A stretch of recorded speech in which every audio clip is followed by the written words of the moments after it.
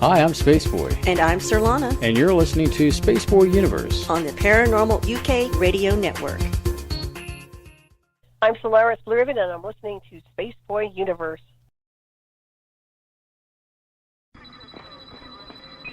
32 minutes, 21 seconds.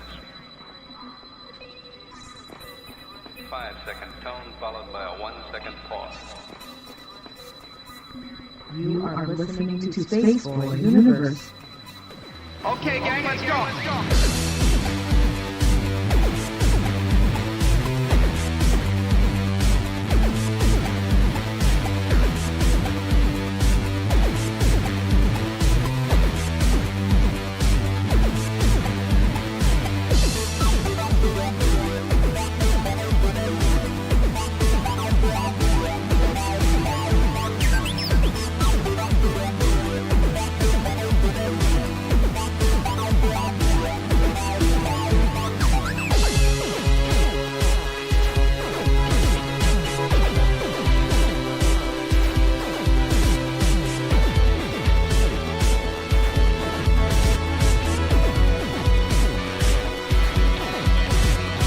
From the space city called Houston, Texas, welcome to Spaceboy Universe, featuring Spaceboy and the lovely Sirlana.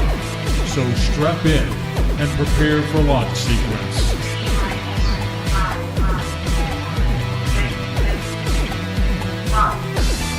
Greetings and salutations. I am Spaceboy, and across from me is the lovely Sirlana, and this is a little show we like to call Spaceboy Universe. Thank you for tuning in. It is January 1st. Hold on, get my act together here. January 26, 2019, is it? Yes. Thank you, Sirlana, for laughing at me. As always, follow us on Twitter. That's at the SBU Universe. Follow Sirlana at Stab Me in the Forehead and Watch Me Bleed and Laugh to Death. That's at Sirlana. And then, of course, URL is taken. Follow me. That's Spaceboy, who tries to put things together, but always seems to fail at the last minute. And that's at Spaceboy Music. Make sure to hashtag your tweets tonight with hashtag SB Universe and hashtag Space Cadets. In addition to Twitter, you can find us all over social media. Just do a search for Spaceboy Universe, and that'll get you hooked into our universe. Hey, Space Cadets, you'll want to check out our YouTube channel. We do more than the archive of shows there. There is video archive of Spaceboy music, video interviews, 2-Bit Gamers, and so much more. Hit that subscribe button and click that bell to be notified when new content is available.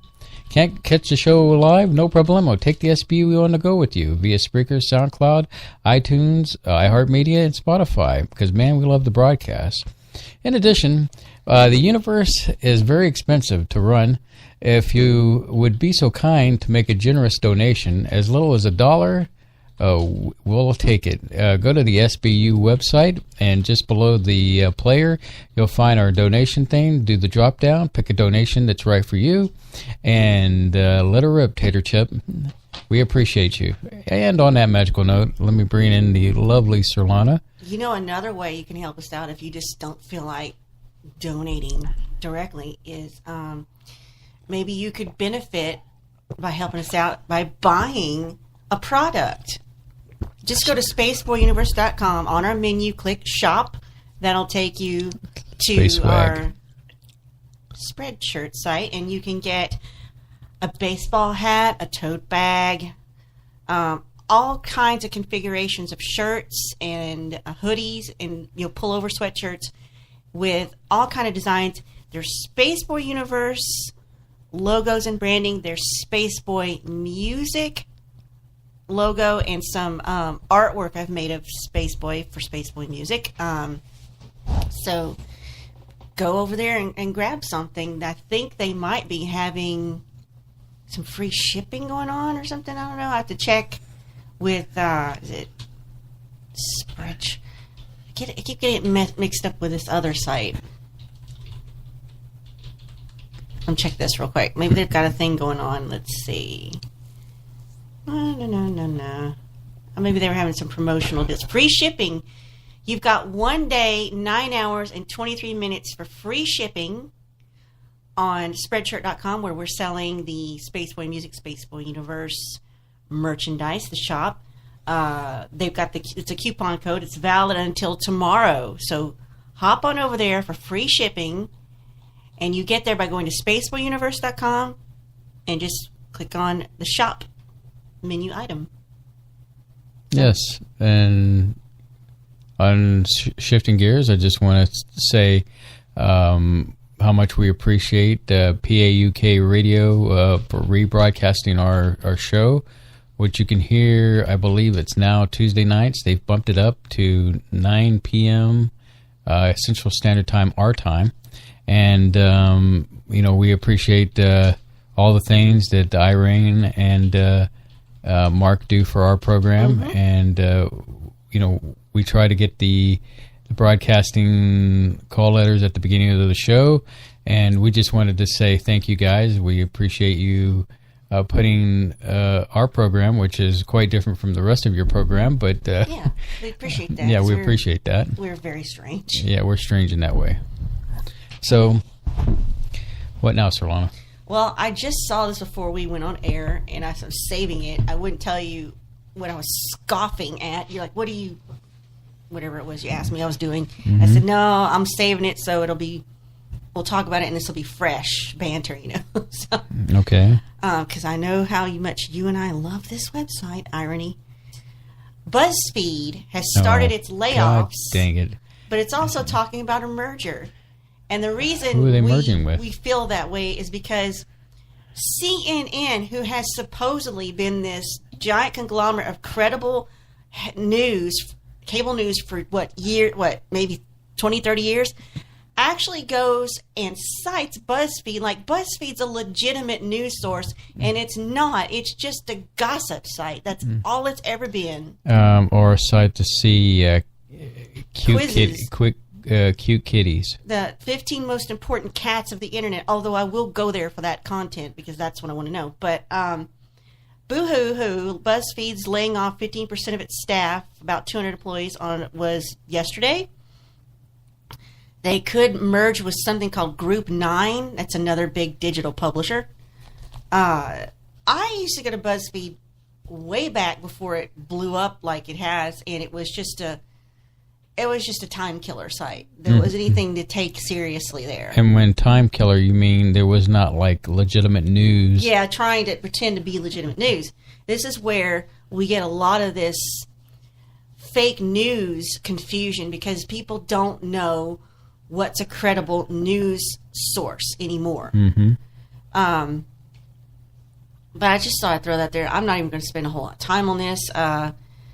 So I'm guessing they're merging because they need, I don't know, maybe they need a hand up or something. Or for the other company, it could be name branding. Yeah, so I just thought I'd throw that out there. I thought that was like something that you would be like, what? I don't even care. Yeah, it gets me that they always cite BuzzFeed as a legitimate news site, and I don't know where that came from. Yeah, I don't either. But, it's not. That doesn't mean I won't go there occasionally because you have to keep your eye on everything, right? Mm-hmm. There's a lot of YouTube news, and I know maybe a lot of our listeners don't care about it, but we are content creators on YouTube. We don't get anything from it, but our stuff is there. All Spaceboy Universe, up to a point, was there. So one of the oldest channels and one of the biggest channels that has been a staple of YouTube, where I think maybe the Let's Play concept where you go to YouTube and watch somebody's video where they played a game like, Silent Hill or Doom or, some of the early games, Battlefield, Halo. You go to watch their feed, from way back when. Mm-hmm. Well, it's Machinima. Right. And they had 12 million subscribers. Even PewDiePie used to be a part of Machinima back in the day. But the channel has gone dark. They have sold themselves to a company called Full Screen. And nearly every video has been deleted from the channel. They currently have 18 videos listed. Most of them won't even play. A lot of the videos on there were original productions that Machinima put out, not independent uploads from creators. But that's what they used to be. They used to be a site that would take independent uploads from creators, and they'd give them a cut of some revenue or advertising. And I don't know that it was that lucrative. I forgot what you said PewDiePie said about it back in the day. Mm-hmm. Well, he it's just like putting content on YouTube.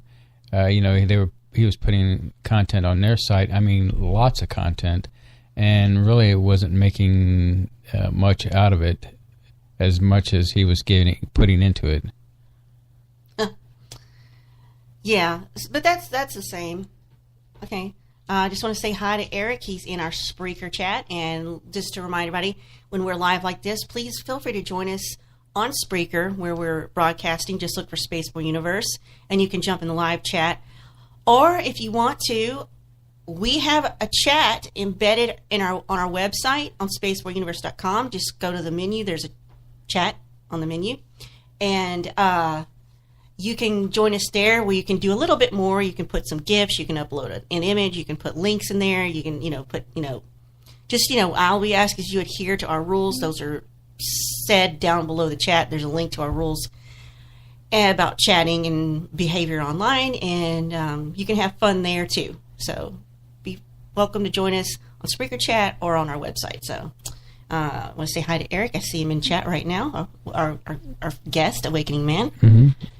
We're going to catch up with Eric, and he'll come on at the bottom of the hour. And, we got lots to talk to him about. I mean, it's been a while. Eric goes back to the days of when we used to produce the show for Reverend John Polk, the Quantum Hologram Matrix. And Eric would appear on his show occasionally, and of course we have talked to Eric on other occasions, and we'll catch up on where he's been and maybe some things that he's been diving into, and looking forward to talking to him. Indeed, it's been a while. It's I've missed our chats. It's always been interesting and lively. So it always gives me an out-of-body experience. Yeah. Excuse me. If I sound weird, I am very deeply congested. Allergies have been kicking my butt. I have a little dry cough. I thought you were going to say, if I feel weird, it's because I'm from Louisiana. And no, it is not because I'm from Louisiana. I just naturally sound this way. You want a butt kicking so bad. You've been asking for it all week, man. I'm telling you, but we won't air our laundry that way. Anyway, what? Anyway, you want to start something for ratings, don't you? I mean, well, it always goes great for our broadcast, Yeah, but not so much for the marriage, which is something you have to deal with every day. So, anyway, but we're on this YouTube talk, right? Well, so Machinima is going dark. They're selling their channel, I guess, or their presence to this other company called Fullscreen and Otter Media, their parent company, and they're gonna update the content, the format, and all this stuff. It's just the end of an era. I used to watch some of the guys that used to be on there, not when they were on Machinima, but after, their life after, like Scene Anners and Mr. Sark. I didn't know Pewds was part of that, and that type of thing. But another thing, YouTube in the news, it says YouTube will recommend fewer videos about conspiracy theories. It's their way to take steps to reduce the spread of misinformation. Well, I don't see how conspiracy theories are misinformation unless you're stupid. I mean, if you're the kind of person that believes everything you hear, yeah, that's a problem. But that is your problem specific to you. And I don't think it should be YouTube's obligation to filter out content just because they disapprove. It may not be true. I mean, I would say 90% of the things you see in here aren't true. Mm-hmm. That's just life, But instead, it's going to promote fewer of them containing misinformation and conspiracy theories, which I love. I do too. I love them. Who doesn't love a good conspiracy theory? And the word conspiracy means to conspire to do something, but conspiracy theories are not that. They're just ideas and theories about how something came to be, or why something is, or could this thing happen, or is this person into this or doing that. They should call it speculative theories, don't you think? Well, I mean, and who's to say that a conspiracy theory is it's based on crumbs that are left over that make you go, well, that seems plausible. That's an old Arsenio Hall thing. Yeah, I'm that old. I missed the Arsenio Hall show. Anyway, so what I was saying is that it's kind of like that episode of Star Trek when the crew of the Enterprise encounter that xenophobic race who hide themselves. Yeah. And so they had to make them forget who where they had been for the past several days, but there were still clues left behind. It's in our nature to be inquisitive about things that don't add up, and that is ultimately what presents us with a conspiracy theory. So, where would we be without the conspiracy theories of JFK? The assassination. You need to question everything, because you could fall for anything. If you don't, I mean, you've got to have some sense. Remember, we talked to Robert Solon about this. It's worth your best interest if you take a little extra time to hunt things down and try to find some facts. Bob, you're so crazy. Bob posted a picture of Alex Jones in a tinfoil hat. Love it.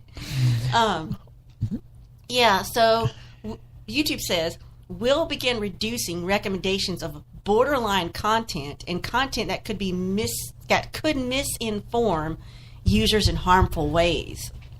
Okay, here's their examples. Like videos promoting a phony miracle cure for a serious illness, claiming the earth is flat, or making blatantly false claims about historic events like 9/11. Well, who gets to decide what's false? Can I have that job? I mean, I would rock that. So, of course, they get criticism for this because YouTube has unwittingly pushed extremist videos for years. You know what I think it is they're still smarting from that shooting that happened at their headquarters. And they're trying to stop fires before they happen.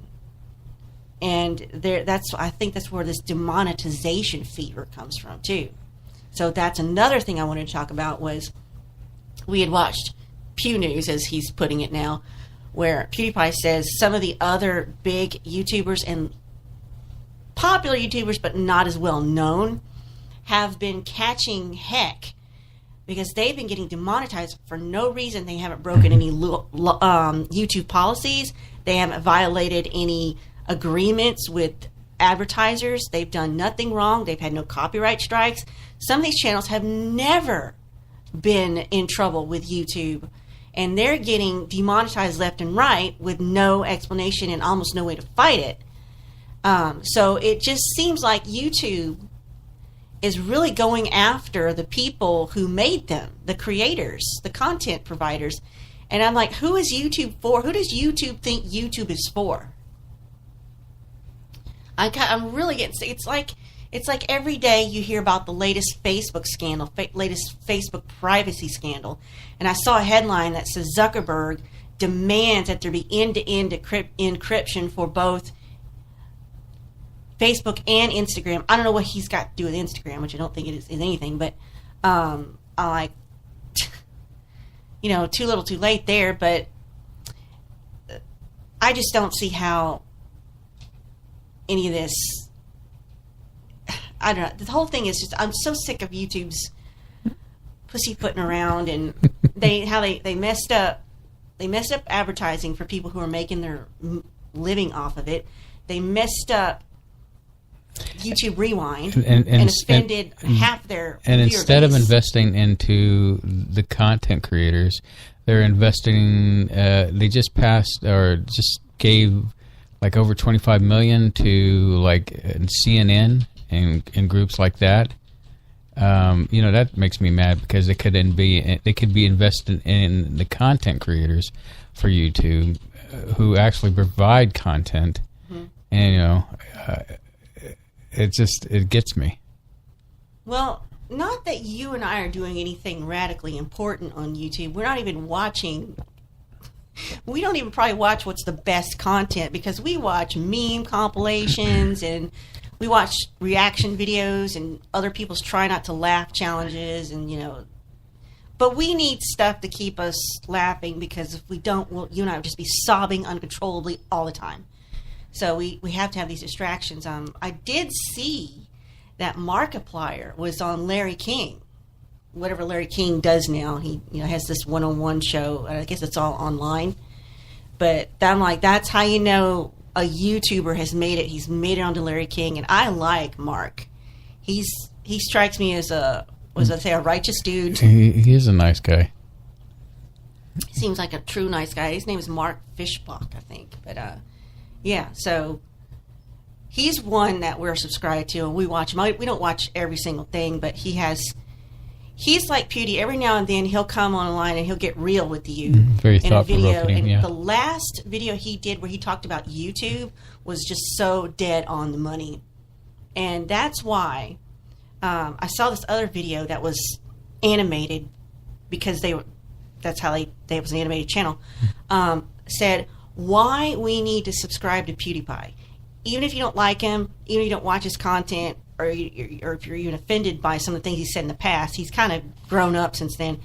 It's because we don't want a conglomerate corporate channel to be the most subscribed YouTube channel, and that's T-Series, and they're an Indian channel from India that just cranks out like Bollywood music videos. So it's not even that it's a person creating content. So we're saying they want it to go to an individual. Right. In other words, YouTube originally was designed for individuals to make creative content, and it's flipped itself on top of its head now, where it seems to be bending over backward for corporate and like people like CNN. I mean, it's not for Jimmy Fallon and no. You see Saturday Night Live. Well, and it's kind of cool for Saturday Night Live in the sense that if you wanted to see a clip or something, hey, that's great. But they have their own website. You would think that they would put their own content, but they're trying to get their brand out. I understand their point, but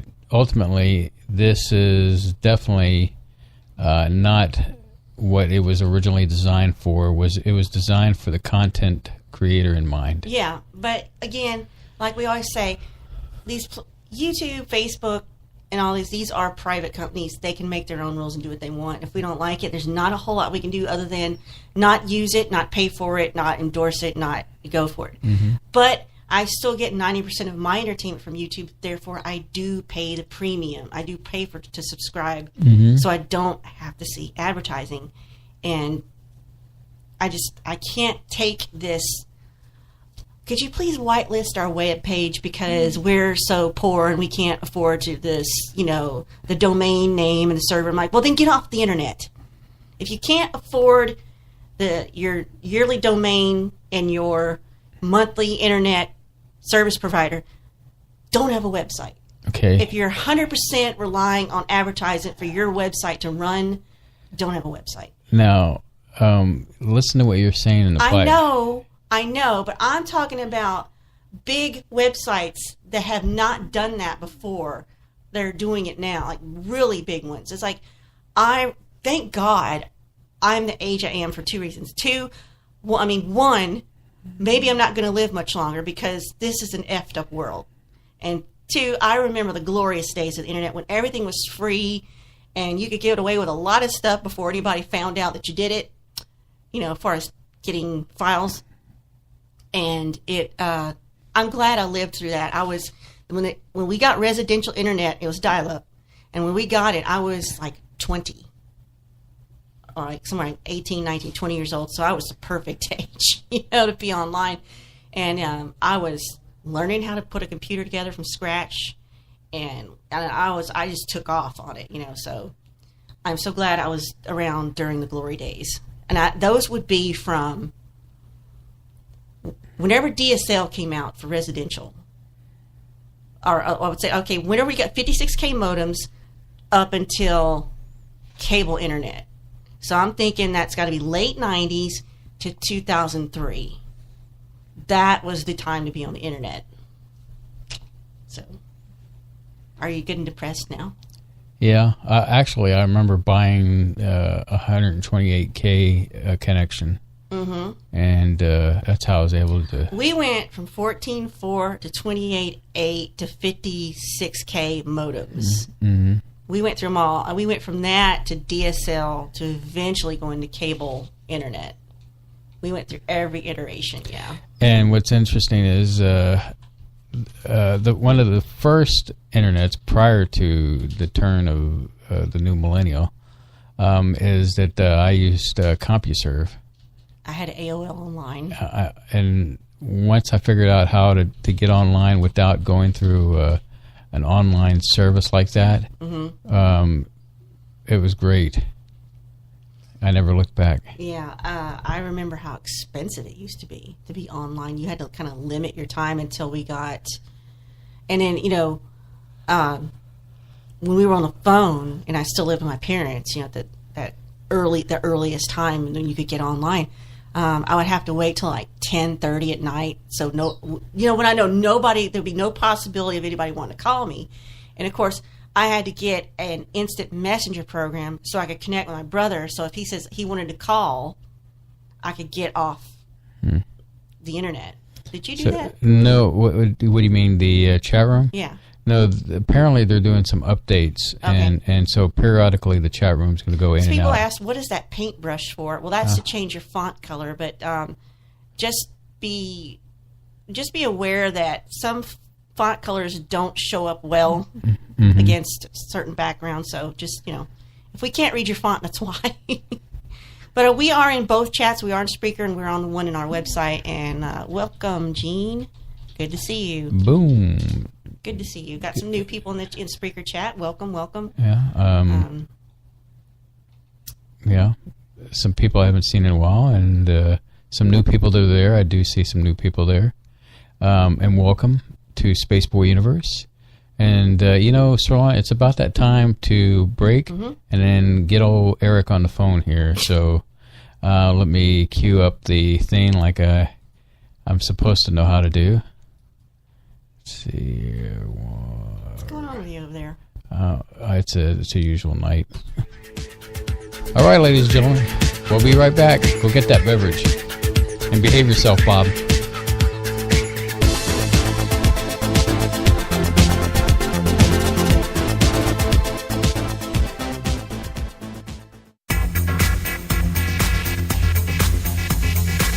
You are listening to Space Boy Universe on the SBU network.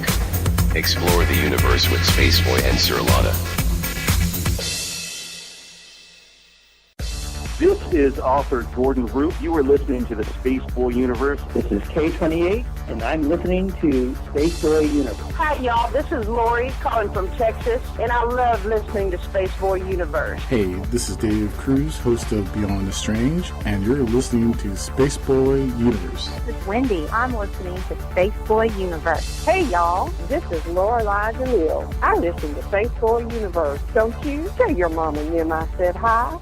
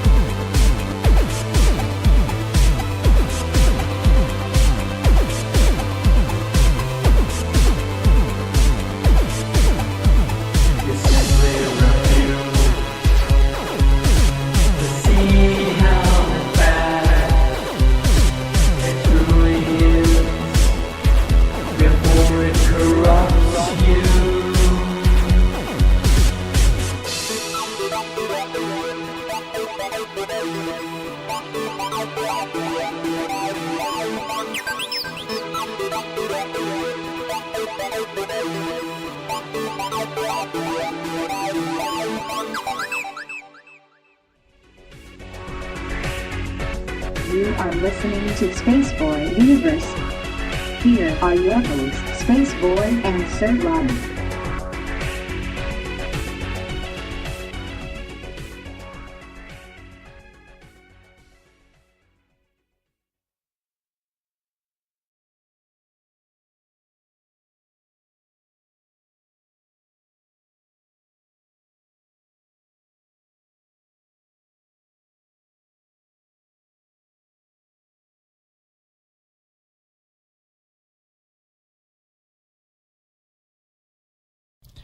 All right, ladies and gentlemen, we're back. Sorry, we were talking with our guest off air here for a second, Awakening Man, and a lot of people know you as Eric. Eric, how are you this evening? This evening, I'm very well. Good. You know, it's been a long time. I was like talking to Solana about how going back to the old days when we were doing the quantum hologram matrix with Reverend John Polk, and you know, you would come on and I guess assist in the conversation, and you have a lot of stories of your own going back to that time, and so we were glad to get you to come on our show since it's been such a long time. Yeah, and we had a good run there when John went on his hiatus. You and I and Solana did the several shows. I thought going back and re-listening to some of them a long time ago, I thought they were pretty good, actually. Oh, I think they were great. We made a great team. Yeah, well, great. I'm trying to come over here. You can say great, and I'll agree with you. They were great.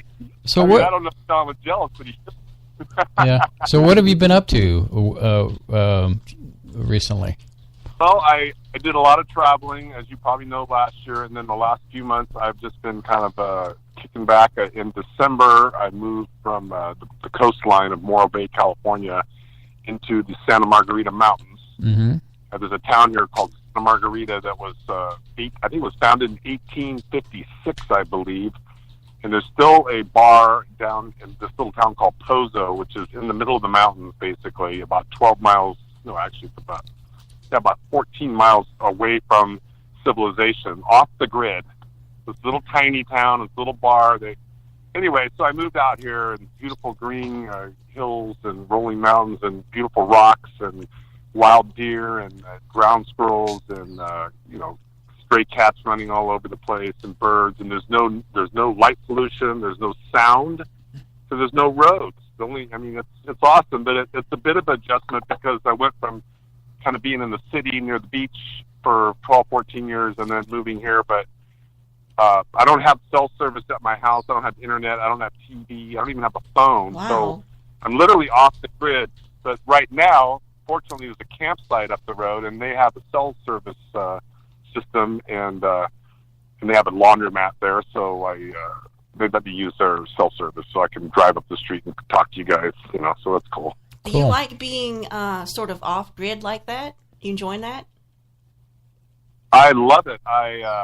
It's very peaceful because for the first for the first week, I didn't have anything, and there was no music. I didn't even have a radio. I didn't, nothing. I would just be sitting there and kind of cleaning and organizing and thinking with no sound at all, no electricity or electronics going through my house.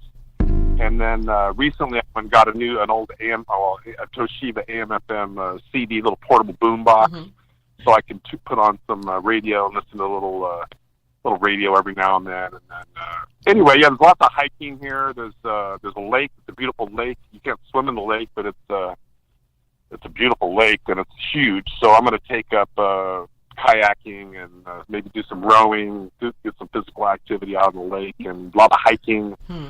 So yeah, I'm kind of going through a shift, actually. I would say that I coined this term recently. I don't know if someone else might have coined it. It's called alien overload.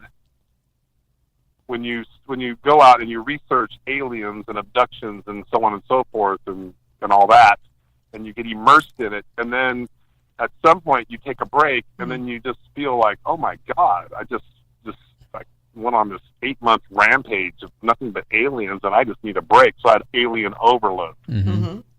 So I didn't want to talk about aliens. I didn't want to hear any shows about aliens. I didn't want to read any tweets about aliens. So you went out to the rural section where you're all alone, where you're in a prime spot to be abducted.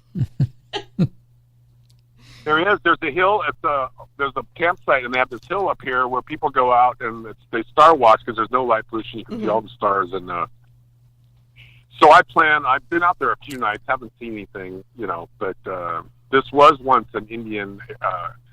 There was ancient Indians that lived here at one time, because I've done some hiking. I found some rocks and I found some indications. I even saw some petroglyphs in some areas that I don't even know if anybody's really walked there in I don't know how many hundreds of years, because I literally kind of went off the grid and just went on my own, and I found this little area, and here are these little petroglyphs in this little cave, and I thought, wow, this is cool, and there's all these little carvings, and yeah, so I'm excited, but I thought I probably shouldn't be doing this by myself, because, I mean, if something were to happen to me, nobody would know where I am. I would disappear, so next time. You could break a leg and not be able to get any help, Exactly. So I got to be careful. I should bring somebody with me or something. So next time I go hiking, I got to bring somebody with me. When he goes, if he goes hiking, and you're alone, I also think about the stuff that David Paulides talks about. If you know about the missing, so that gives me the creeps. What I was going to add to this is that I imagine your inner batteries have recharged, and you're probably your soul is recharging in a way that it hasn't been recharged in a while, because being in civilization in general has, it seems like, when we're around, it's just like you're talking about the alien effect, that you're, over alienized, and now you're in a situation where alien overload. Yeah, alien overload, where now you're in a position where you're recharging yourself. You must feel better in so many different ways.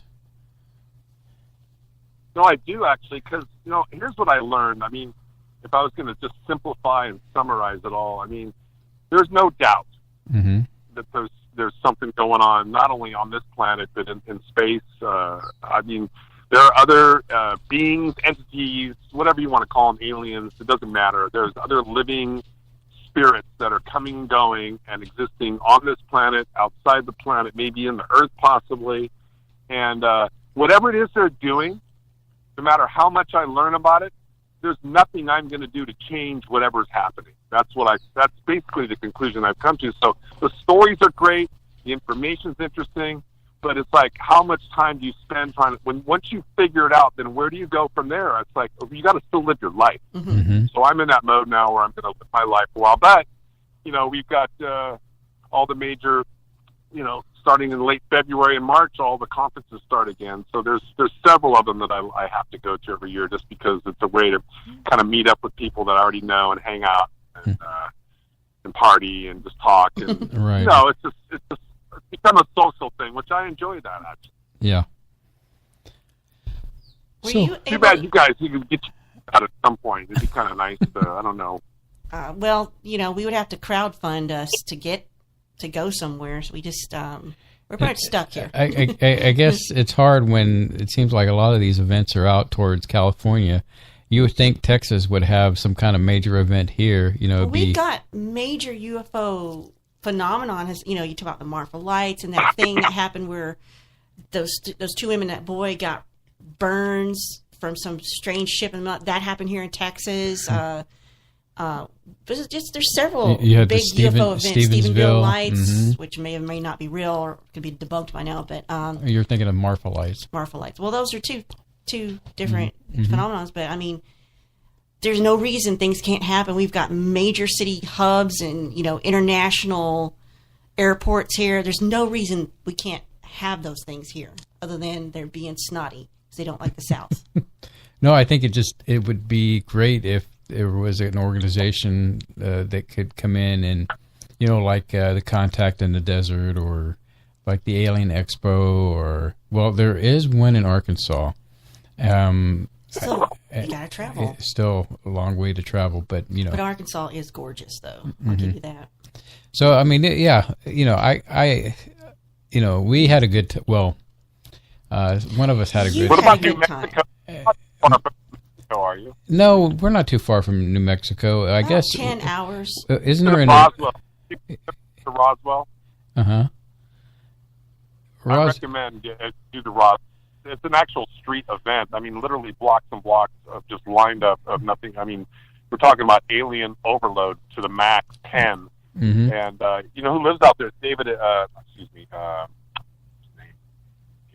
Who's the guy? Clifford Stone lives in Roswell. Oh, really? He actually invited me to his house. Him and several other people that were at the conference at one of his talks. He invited us to his house. It was a Sunday. He spoke Saturday and Sunday, and then Monday was over. But he says, "You guys want to come over at 3:00 tomorrow? Anybody's welcome." And we went to his house. I'll just jump into this story real quick, if you don't mind. I'll tell you this, because this was an experience. This was a great experience for me because you know who Clifford Stone is, right? Oh yeah. Yeah. Well, just briefly for the listeners who don't know, he was the guy that was part of Project Moondust, and several. He was the alien interfacer whenever there would be a crashed UFO. If there were occupants that were in the UFO, this is going back to I believe the 70s. If there were occupants in the UFO that were still alive, Clifford Stone, part of his job would be to have this telepathic interface with these. And then I think it was J-Rod. Was it J-Rod? Or no, it wasn't J-Rod. What was the name of the... Anyway, he left the one ET that was kind of supposed to be a guest at the one base that he was at, and then he actually helped him escape. But anyway, what was I know who that guy is, yeah. Yeah.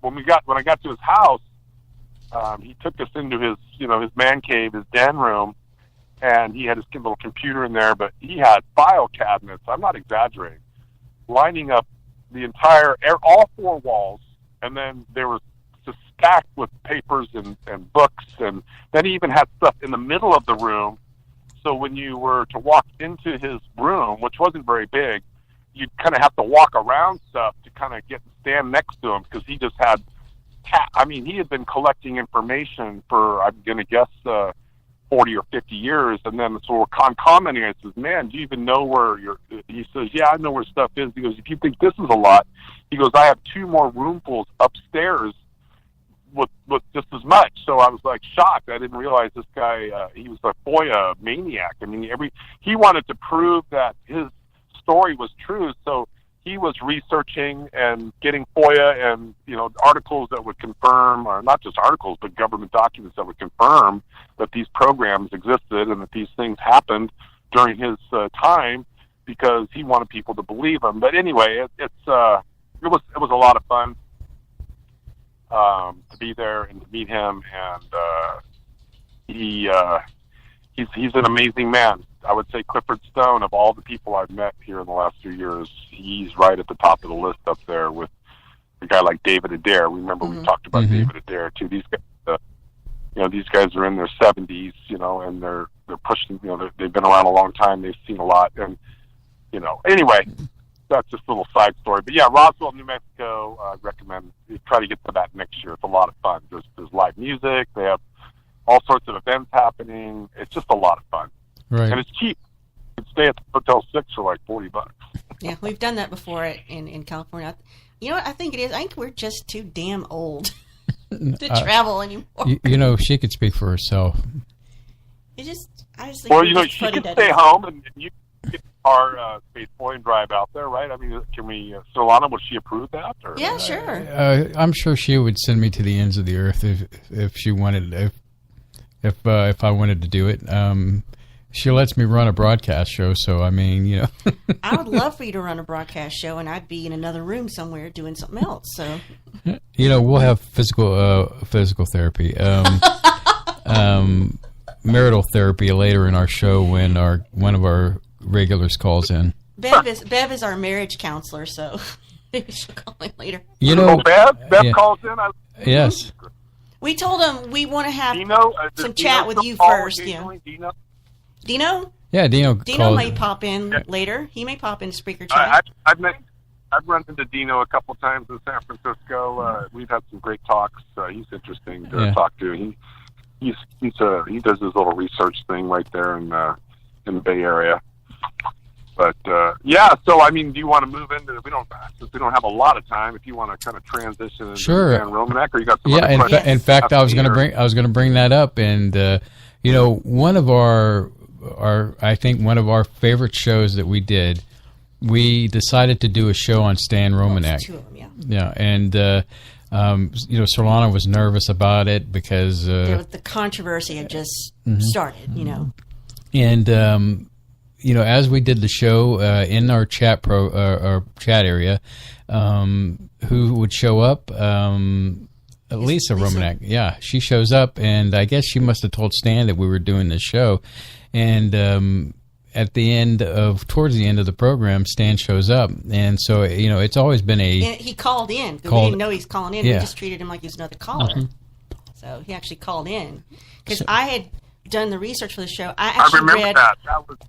Yeah, you remember that? I had read all their books. This is back when their books you could still buy them. But I read his book. She wrote a book from her point of view. Then they had the one where he was channeling, was it an alien or something? And then I don't know if there was another one. But I was just telling people what I read in the books. We weren't speculating. We weren't trying to. And we were just put our opinion out there. Trying to be as fair as possible. I watched his video from that conference. That's an older video. I can't tell you how many times I watched that before we even decided we would talk about it. It's just fascinating to me. But we had decided. Did you see the Extraordinary, the Stan Romanek? Oh, yeah. Oh, well, that's part 2, Eric. We talked to John Sumple, the guy who directed it. That's right. I remember that. I learned a lot from that show, actually. Mm-hmm. That was our second big wow show. Yeah. But Stan's story, and I don't know if anybody knows, I'm not really into ufology, or definitely not into the paranormal, because it's just, I don't get anything out of it. But I love a good story, and I don't care if the story isn't true. And I'm not saying I believe it or I don't, but like Andrew Bashago, holy crap, what a story. If it's all fiction, that guy's got an amazing imagination. He should make a movie of it. But Stan's story, there was something that just wasn't ringing true with the things that people were doing, the harassment he was getting, not from aliens, but from other human beings. And I don't think Lisa would put up with a lot of this stuff if Stan actually had a problem with the thing he got into jail for. So we just never believed Stan was guilty. Yeah, we always never did. But that's just coming to conclusion after reading all his books and looking at all his conferences and all the evidence, and then some of the people, the law enforcement that was involved, they were kind of shady, and they had some background that wasn't quite on the up and up. And I'm just thinking, either he's been set up or there's more to the story we don't know, and we probably won't ever know. So, but that's where you had the opportunity to go see the court case firsthand. Are we supposed to mention that? Or?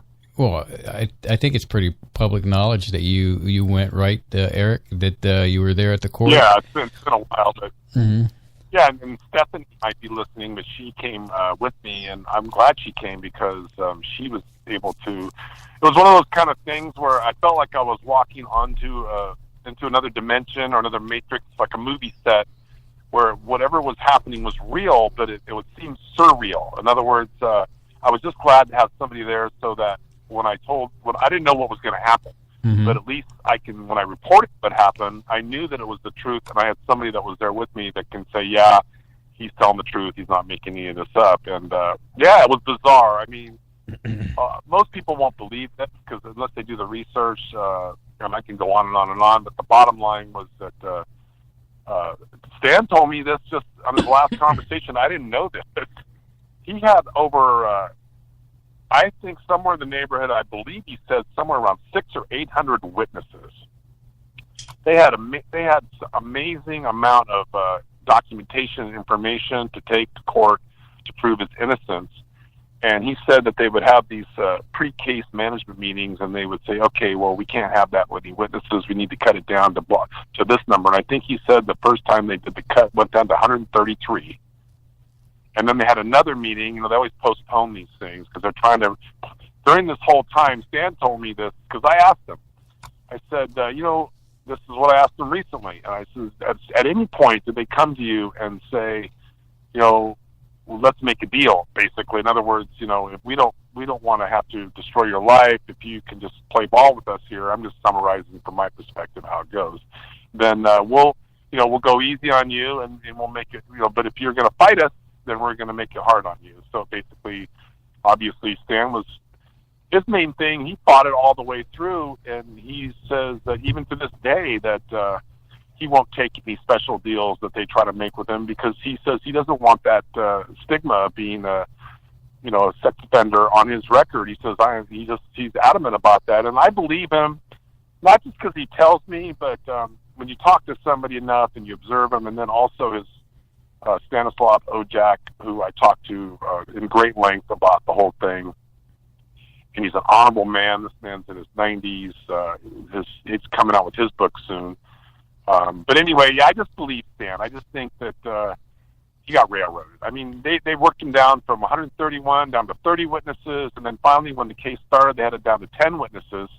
So he was granted 10 witnesses, and then when the trial started, the first 3 witnesses, we're kind of recapping what we talked about a long time ago, but they had Lisa came on and a couple other ladies that were part of this whole equation, and it went really quick because they were limited in the scope of the questions that they can ask during the trial for whatever reason. Mm-hmm. And then they had the break, and there were 7 other top-notch, qualified, not just friends. These are expert witnesses that were waiting. That were in the lobby area, and they weren't allowed to be in the courtroom, obviously, during the trial because they can't get prejudiced to the information that's being spoken about. But I would go out there, and I would hear them chatting, and they're all ready to go, and then all of a sudden, lunch break comes, the judge comes back and says, "Okay, case dismissed," and I'm like, "What? What? I know these 7 people out there have got important information that I think can." Help Stan in his case and possibly get the jury to see it another way. But that information never got presented.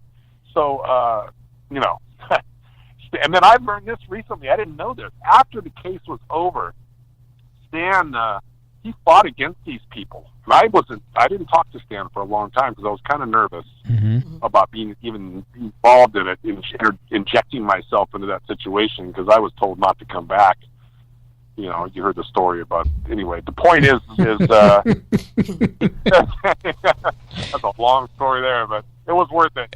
But the point is he went after him and whoever it was that was helping him. They went after several key people that were in prominent positions in the community that had to do with government and police authority positions. I'll just say, and 4 people were forced to resign as a result of their activity and their participation leading up to and during the case. I don't know if you know that or not. This does not get printed in the news or in the newspaper. But yeah, so I mean, there was a lot of shenanigans going on, and Stan. The bottom line is this: they put him in a halfway house. He didn't actually have to go to a prison. Mm-hmm. He went to this like a giant. Imagine like you're in a giant college gymnasium kind of auditorium. What do they call those frat house kind of setup where there's a lot of people there, but they're all sharing this huge building with bunk beds, and they're all packed in together. Sounds like a YMCA. The health conditions, exactly, and the health conditions there were bad. Apparently, there was a lot of bed bugs all throughout the whole facility. A lot of people got sick. Were getting sick. Stan got very ill. He got this thing I'd never heard of until he told me called C. diff, C-D-I-F-F. And they put him on a lot of antibiotics, multiple antibiotics, to try to save his whole system from just completely collapsing. And then during that time, this is all while he's in this, we'll just call it jail, because that's what it is technically. He also got this.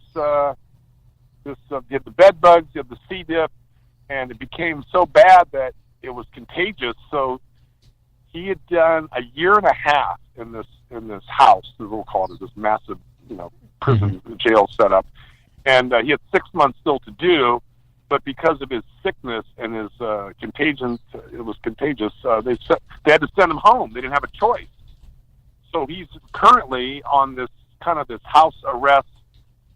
Strict home, you kind of at home in jail in a sense. He's still not allowed to use the internet. He can talk on the telephone. He has to, if he leaves the house, he has to give him permission. He has to get permission and tell him where he's going. He's going to go. He can't just go for social events. If he has to go to a doctor's appointment, or he needs to go get like groceries or something, just the basics he is permitted to do. But in the meantime, he says that twice here in the last few months that he thought he was going to die because he got so sick. Wow. And he thinks, then, this was the kicker, before they sent him home, I forgot to mention that he got cadmium poisoning. Wow. And I thought, cadmium poisoning? I didn't know that. I thought, you mean like you had mercury amalgam in your teeth, and you had a lot of fillings when you were a kid? I'm asking him these questions. I'm trying to determine, what do you mean? And he says, no, he thinks that he was poisoned. And I said to him, so you think that maybe they want you to go away? I'm trying to be soft about it. He goes, oh yeah, they don't want me around. They don't want me talking anymore ever again. Yeah. So it can go on and on and on. But the thing is Stan his health is not good.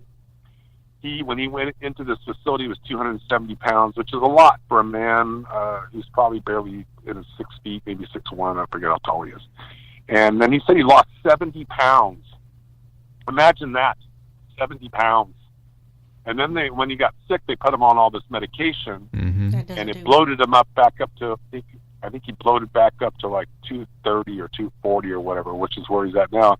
And I said, so that's probably not fat weight, that's just bloated weight, because some of these medications that they feed you, you'll retain water. Steroids do that to you. Steroids also make you really hungry too sometimes, but they can do that. Yeah. They have that effect. If he has to get on it, they usually will shrink tissue that's inflamed, Well, it's probably a good thing he got out of that thing, and he's back at home because of, could you imagine if he had stayed there much longer, he probably would have been dead.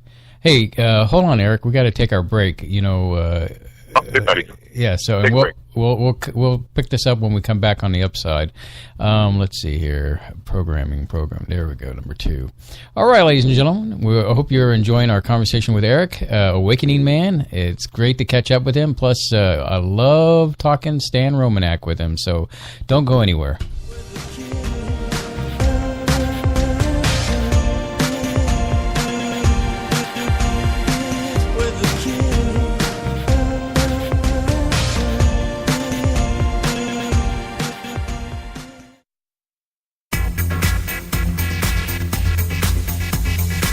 You are listening to Spaceboy Universe on the SBU network. Explore the universe with Spaceboy and Sir Lana. Hey, Solana! What? If Spaceboy Universe was cheese, would you eat it? Come on now, it's a simple question. Maybe? SpaceboyUniverse.com.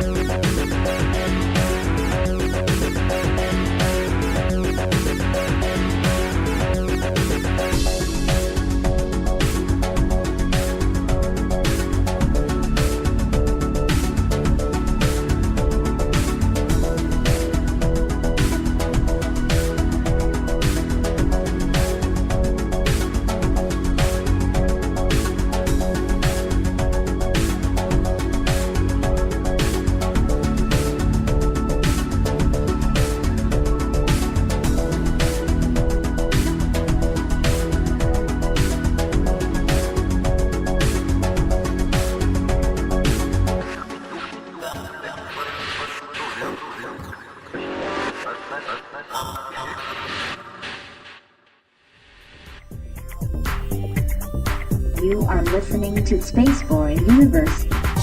Here are your hosts, Spaceboy and Sir Ron. Okay, I don't know what you said over there. Hey, Eric, were you able to see the blood moon? Yes. Oh, I did. It's Cool. quite amazing. It was like, the thought that came to my mind, it looked so close from where I was that I thought if I were to drive from here, California, all the way to New York, for example, 3,000, whatever it is, Mm-hmm. that the moon looked closer to me than if I were going to get in my car and drive across the United States. It just looked that close. It was bam, big. right there. Mm-hmm. I didn't see the blood part. I just saw up till like 9:30 Central Standard Time.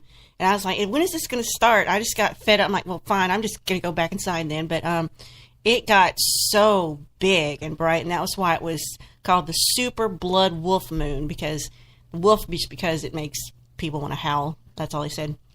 Of course, I was reminded of that movie with Demi Moore, The Seventh Sign, when the moon turned blood red. And well, it's in the Book of Revelation. Yeah, I know, but still, I was reminded of that movie. Anyway, it's actually a harbinger of our doom, but enjoy it while you can. So, Eric, I know you've made the rounds to different things, to different conferences, events, and I call it the fringe science community, which really is basically UFO stuff, cryptozoologists gathering around, talking about Bigfoot and other creatures and things of that nature. What are some of the highlights you've made on your journeys since the last time we've talked to you? Jeez, there's so many. I'll tell you this. Last year at this time, if you had mentioned Bigfoot, that would have been interesting, but I had no passion or interest or really desire to do any kind of research. This wasn't where my attention was. But after traveling to Washington State and Oregon and going out along the coastline up there, and I've kind of determined, without really having any evidence, of course, that it's just like anything. I mean, if you get enough people that you believe are credible and sincere and honest to tell you their story, mm-hmm. and you get to meet them in person and look them in the eye and listen to them and watch their body language, and then it's almost like in a sense, you're just trying to determine with your best intuition you can and your best discernment if these people are nuts or if they're really having these experiences. And I've kind of come to the belief that Bigfoot, Sasquatch, Yeti, whatever, that it is real, that it does exist. How it arrives and whether it's here all the time or whether it's interdimensional, I couldn't prove any of that. But there are hot spots, and one of the highlights was I was in Chewelah, Washington. I went to this conference out there after I went to the Yelm UFO festival out there. Met Randy Kramer, which was have we talked since Randy Kramer? I don't think we ever talked about that. I spent a lot of time with. No, we haven't heard that one. I spent a lot of time with Captain Randy Kramer out there in Yelm, Washington, and listened to his accounts, the secret space program, and then he had a private 3-day kind of a seminar thing that I went to, and he told a lot of stories and shared a lot of information for hours. I mean, imagine going to a conference, for example, for 3 days with one speaker, and he speaks for 6 to 8 hours, all 3 days, and it's all mostly kind of new, or at least information that maybe you weren't privy to, or I wasn't privy to, I can say that much, prior to going. Anyway, it was quite amazing to listen to Randy Kramer.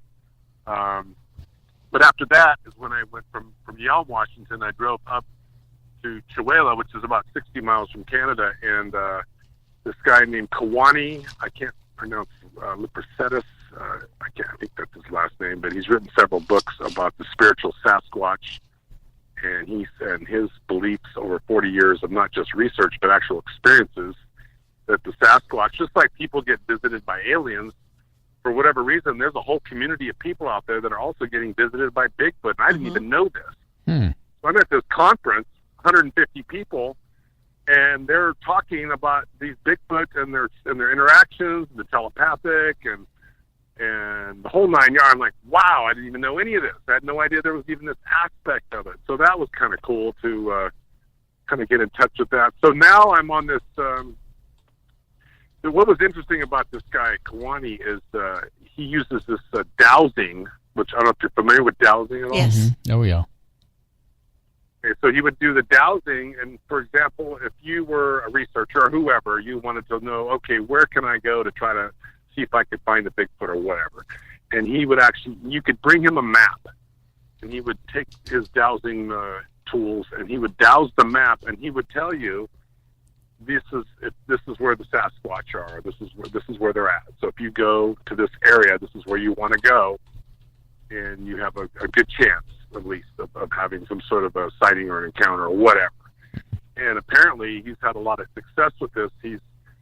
Long story short of it is I'm going to go on a Bigfoot expedition, Sasquatch expedition here in the next several months, hopefully. And he charges $200 to douse the map. No big deal. But if he tells me, okay, look, if you're going to go to the rainforest, this is where you want to go kind of camp. So that's, to be quite frank, this whole off-the-grid lifestyle that I'm doing, it really is a preparation, because I really want to go into the rainforest maybe at a week at a time, and I want to be mentally prepared to kind of know, what do I need to do to survive, out here and not panic, because I kind of want to have my training. I was a Boy Scout when I was a Cub Scout when I was 8, but I never went into Boy Scouts or any of that kind of stuff. So I didn't really learn. Mm-hmm.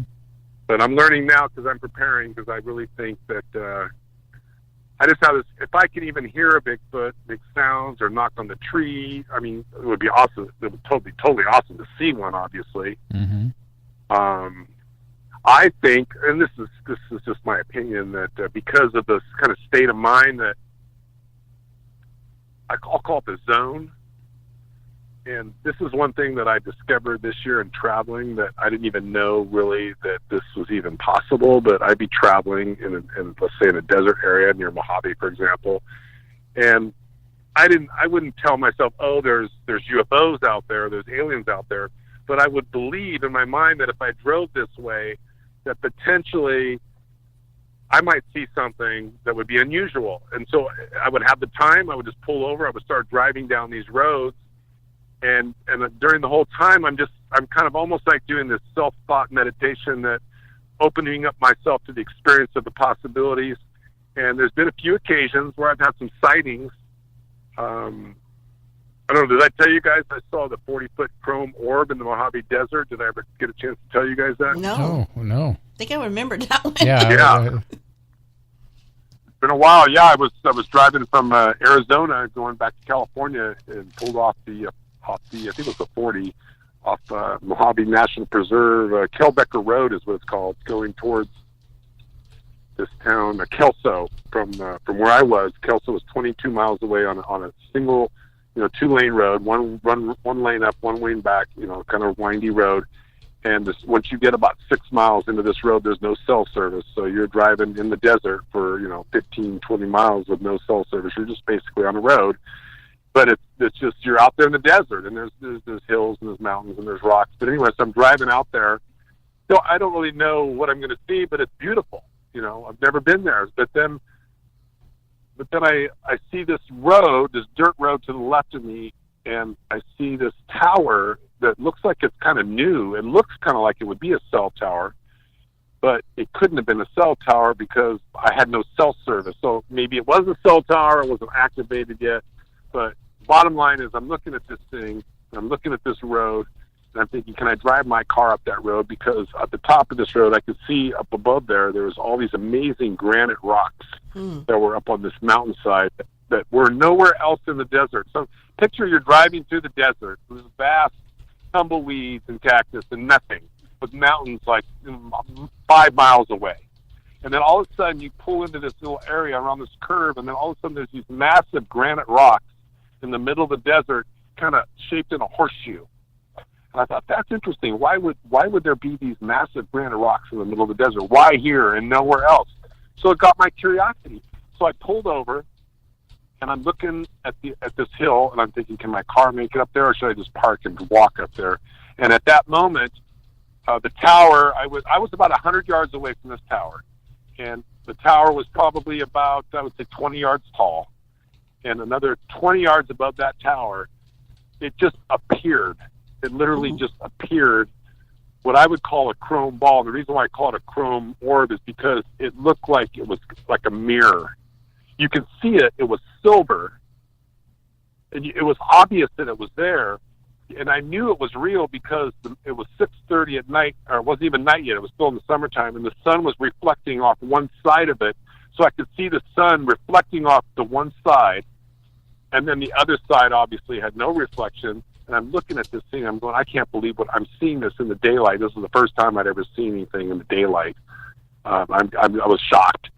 And I'm looking at it, and I'm looking at it, and I'm thinking, all these thoughts are going through my head really fast, like, I know I'm seeing this. I know it's real. I need to take a picture of this. I need to video this. God, I'm thinking people are going to be shocked when they see this. They're not going to believe this. I mean, they are going to believe it because I'm going to show it to them. So I thought in my head, if I reach down and I turn on my iPad and try to take a picture of this, just please, is it going to disappear? Is it still going to be there? That went through my head, and I thought, I have to, though. I have to record this. So I looked to my right, grabbed my iPad, turned it on. This probably took 2 or 3 seconds. Looked back up, and it was gone. Oh man! I was disappointed. I was very disappointed that I couldn't prove to you what I just told you. But I'm totally 100% telling you the complete truth. And I'm not. Look at as much traveling as I've done. I could tell you right now, I can make up some great stories, and you'd probably believe every one of them I would tell you. But the stories that I tell you are true stories. And they're not really that, some of them are not that exciting or mind-blowing. But it was proof to me, though, that these things exist. Whether you see them at night, way up in the sky, flying around, but this is the first time I've seen anything in the daytime. So, there's the sand dunes out there. Kelso Dunes is what it's called. And people go out there and camp, and I hear that they have sightings out there. So that's one of the trips that I plan to go back and do some camping out near this rock area. And there was this one-lane dirt road that went from the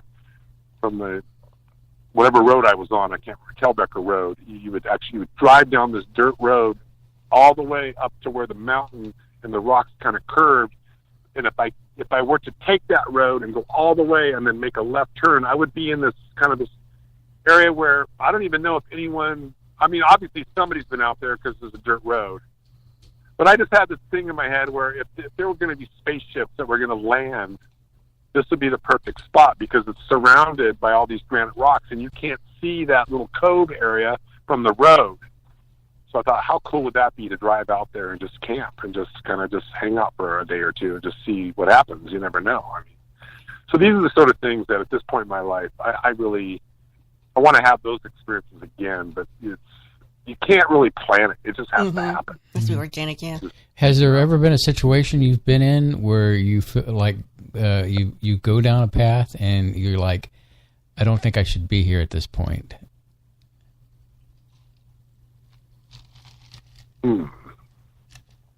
Not really. No. Because honestly, I don't get that impression about you, but I've just wondered, if there's ever been a situation where your gut has told you, okay, this just doesn't feel right. Well, actually, that dirt road. Well, I could say this: I did start to drive down this dirt road, and I got about a third of the way there, and I thought, well, I can't. I don't even know if I could turn around. I would probably have. This road was probably a quarter of a mile, half a mile long. I could see it. It was just right up to the base of this mountain. And I thought, I don't even know if I'll be able to turn around. So I would have to back up the whole way. And I thought, I did back up. I went about a third of the way and I backed up because I thought, I need to come back here in like a 4-wheel drive truck where if I have to drive over some bushes or some tumbleweeds, I'm not going to, care. You know what I mean? So. And plus, I really think that, like you said, the David Pilates missing type thing, I mean, I don't perceive that that's ever going to happen to me, but I think that if there's certain areas that I have found that I thought I want to go back to, that I would definitely want to have somebody with me. I just think that would be the wise thing to do, not to just go off on these adventures by myself. I think that freaks me out with some of David Pilates' earlier stories when he was on Coast to Coast talking, is that some of these, I don't know if it's park rangers or the families that are still looking for their members. And it said, like, you would be hiking, in a state park or national forest. It's not like you're off in the middle of nowhere. It's like a place where people go. And you'll be hiking in a line of people. You'll be 3 or more. And it's like, don't be last in line because you get picked off by whatever phenomenon is happening that makes these people go missing. So I was just like, I just know where I want to stay away from. Well, the other thing too is, it's my belief, and this could be my imagination wanting to believe this, but it's my belief based on when I first started researching a lot of this stuff a few years ago. Sometimes they'd have psychics on shows, and they would call in. Have you guys ever had a psychic on your show where you have callers call in and do free psychic readings? I can't remember if you've done that. No, I don't think we've had any psychics. She does readings, though, doesn't she? She does do readings. Well, readings. Mm-hmm. Yeah.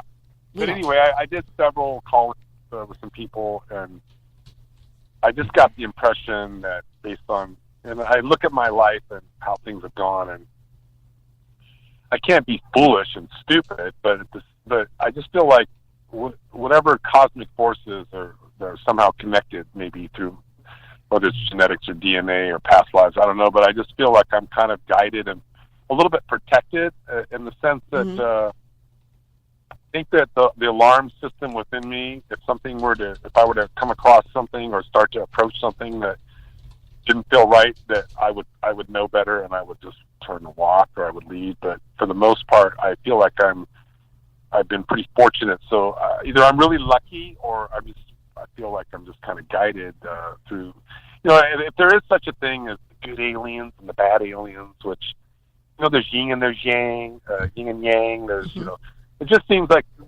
we use the term good and bad, it's just part of our reality. So for whatever reason, I just feel like these bad guys aren't going to be messing with me. I just don't think they are. I don't think they have an interest. Yeah, too many friends. They tried to take me. Did you guys know that John Polk? Did you know that he almost got abducted? I think he might have been abducted in Sedona. Did we ever talk about that? Just before he moved back to Florida. No. Yeah. Did I ever?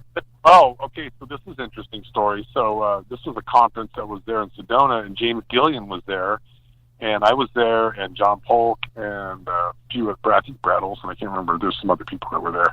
But anyway, it was going to be John's job to kind of drive Gillian around because he had to fly into Phoenix, and they shuttled him out to Sedona. And that was going to be his thing, just to kind of make sure, he's got someone to take him to get his food or whatever. And then the sound system broke down. Apparently, the guy that was going to run the sound for this conference, and John knew how to do it, and he decided, they offered to say, hey, man, you help us out, do the sound, do the MC, da-da-da-da. And he says, yeah, sure. And then so John turns, and I was just visiting at John's house there in Sedona, and he says, can you, pick up Gillian and just kind of take him around if he needs to eat or whatever. And I said, sure. So I got to spend a lot of time with James Gillian, breakfast, lunch, dinner, whatever. I was kind of his little driver and hangout buddy. And I'd never met him before, but heard a lot of interesting stories. But he was staying at John's house also. So there's 3 bedrooms. John had his bedroom. I'm in the room across from John's, and then Gillian's in the back room. And one night about 3, it was somewhere close to 3 o'clock in the morning, if I remember right. I thought it was a dream. I'm pretty sure it was a dream. That there was something that was pulling me out of my bed in my dream, like out of the bed, like it was going to take me up through the ceiling, whatever. It was just pulling me out straight up. And I remember while I'm dreaming, I'm yelling and I'm saying no, and I'm kicking and flailing my hands and my feet and my arms around saying no. And then in that moment, I wake up. This is true. I wake up in the bed, and I'm throwing the covers off me, and I'm screaming no, and I'm flailing my feet and arms around. So that dream seemed so real to me, I couldn't go back to sleep that night. I stayed up the rest of the night, and then it was about 7 o'clock in the morning, finally, it spooked me. It really spooked me. And I'd never had a dream like that before. And so the next morning, John comes out of his room and says, man, he goes, I was abducted last night. I go, what? He goes, yeah, they got me. And I go, what? And so he told his story, and I thought, if what John says is true and it happened, and I know I had whatever I was having, that dream, whatever it was about, I don't know if I was actually physically experiencing it, but it was happening in my dream.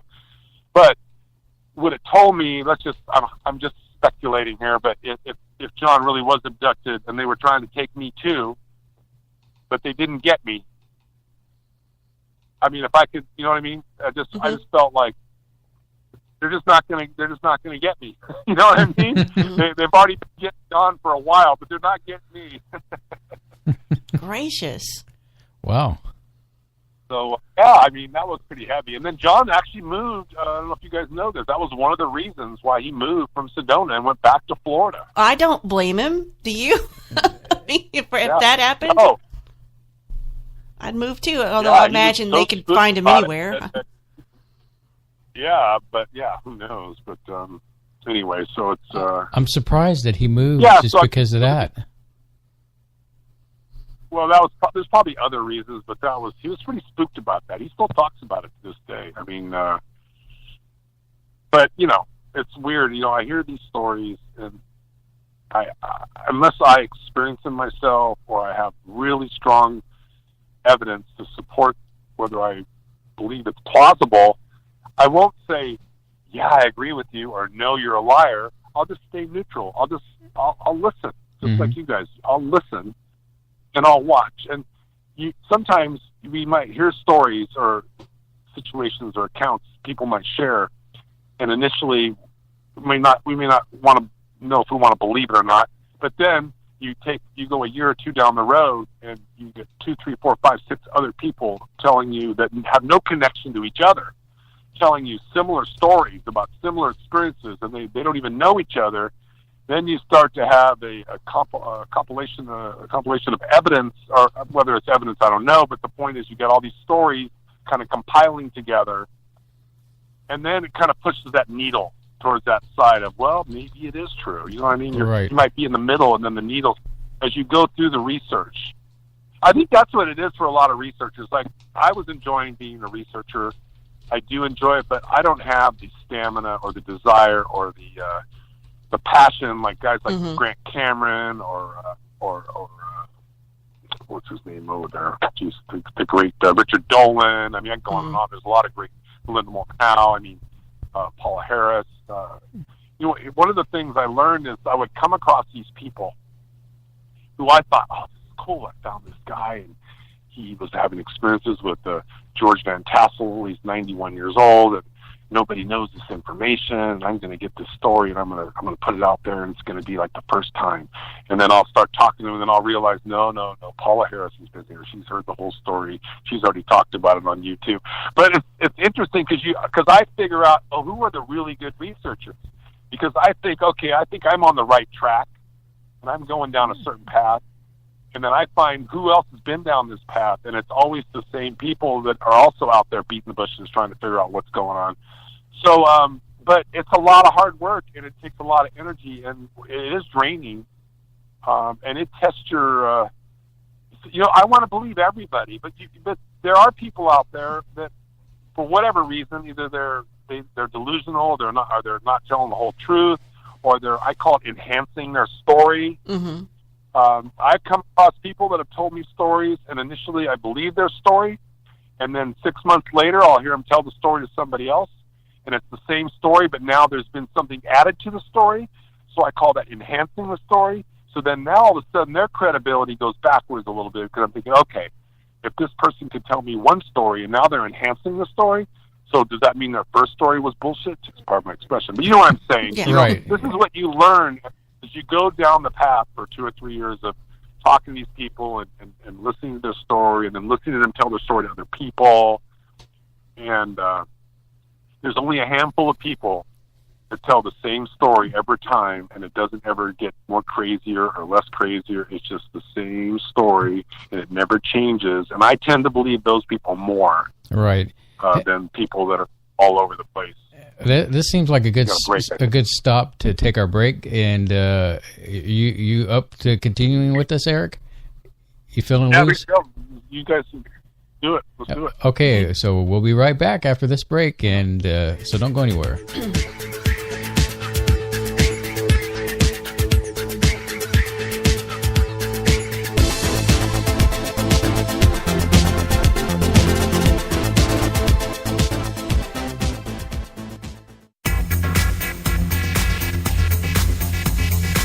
You are listening to Spaceboy Universe on the SBU network. Explore the universe with Spaceboy and Sir Lotta. The epic battle begins this Friday. Direct from ringside at Laser Death Melt and Bot vs. Bot in Galaxy's 2-ton weight championship, where your challenger, Good Bot, will face the reigning champion, Bad Bot. You're terminated. Reserve seating starting at $30. 2-drink minimum, where ladies don't get in free. This is an SBU production. You're listening to Space Boy Universe.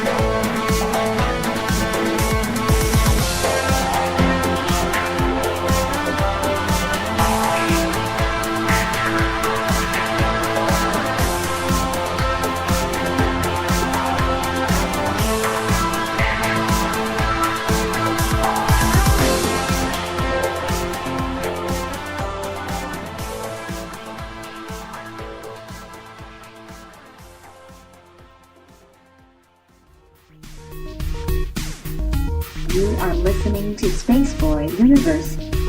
Here are your hosts, Spaceboy and Sir Lana.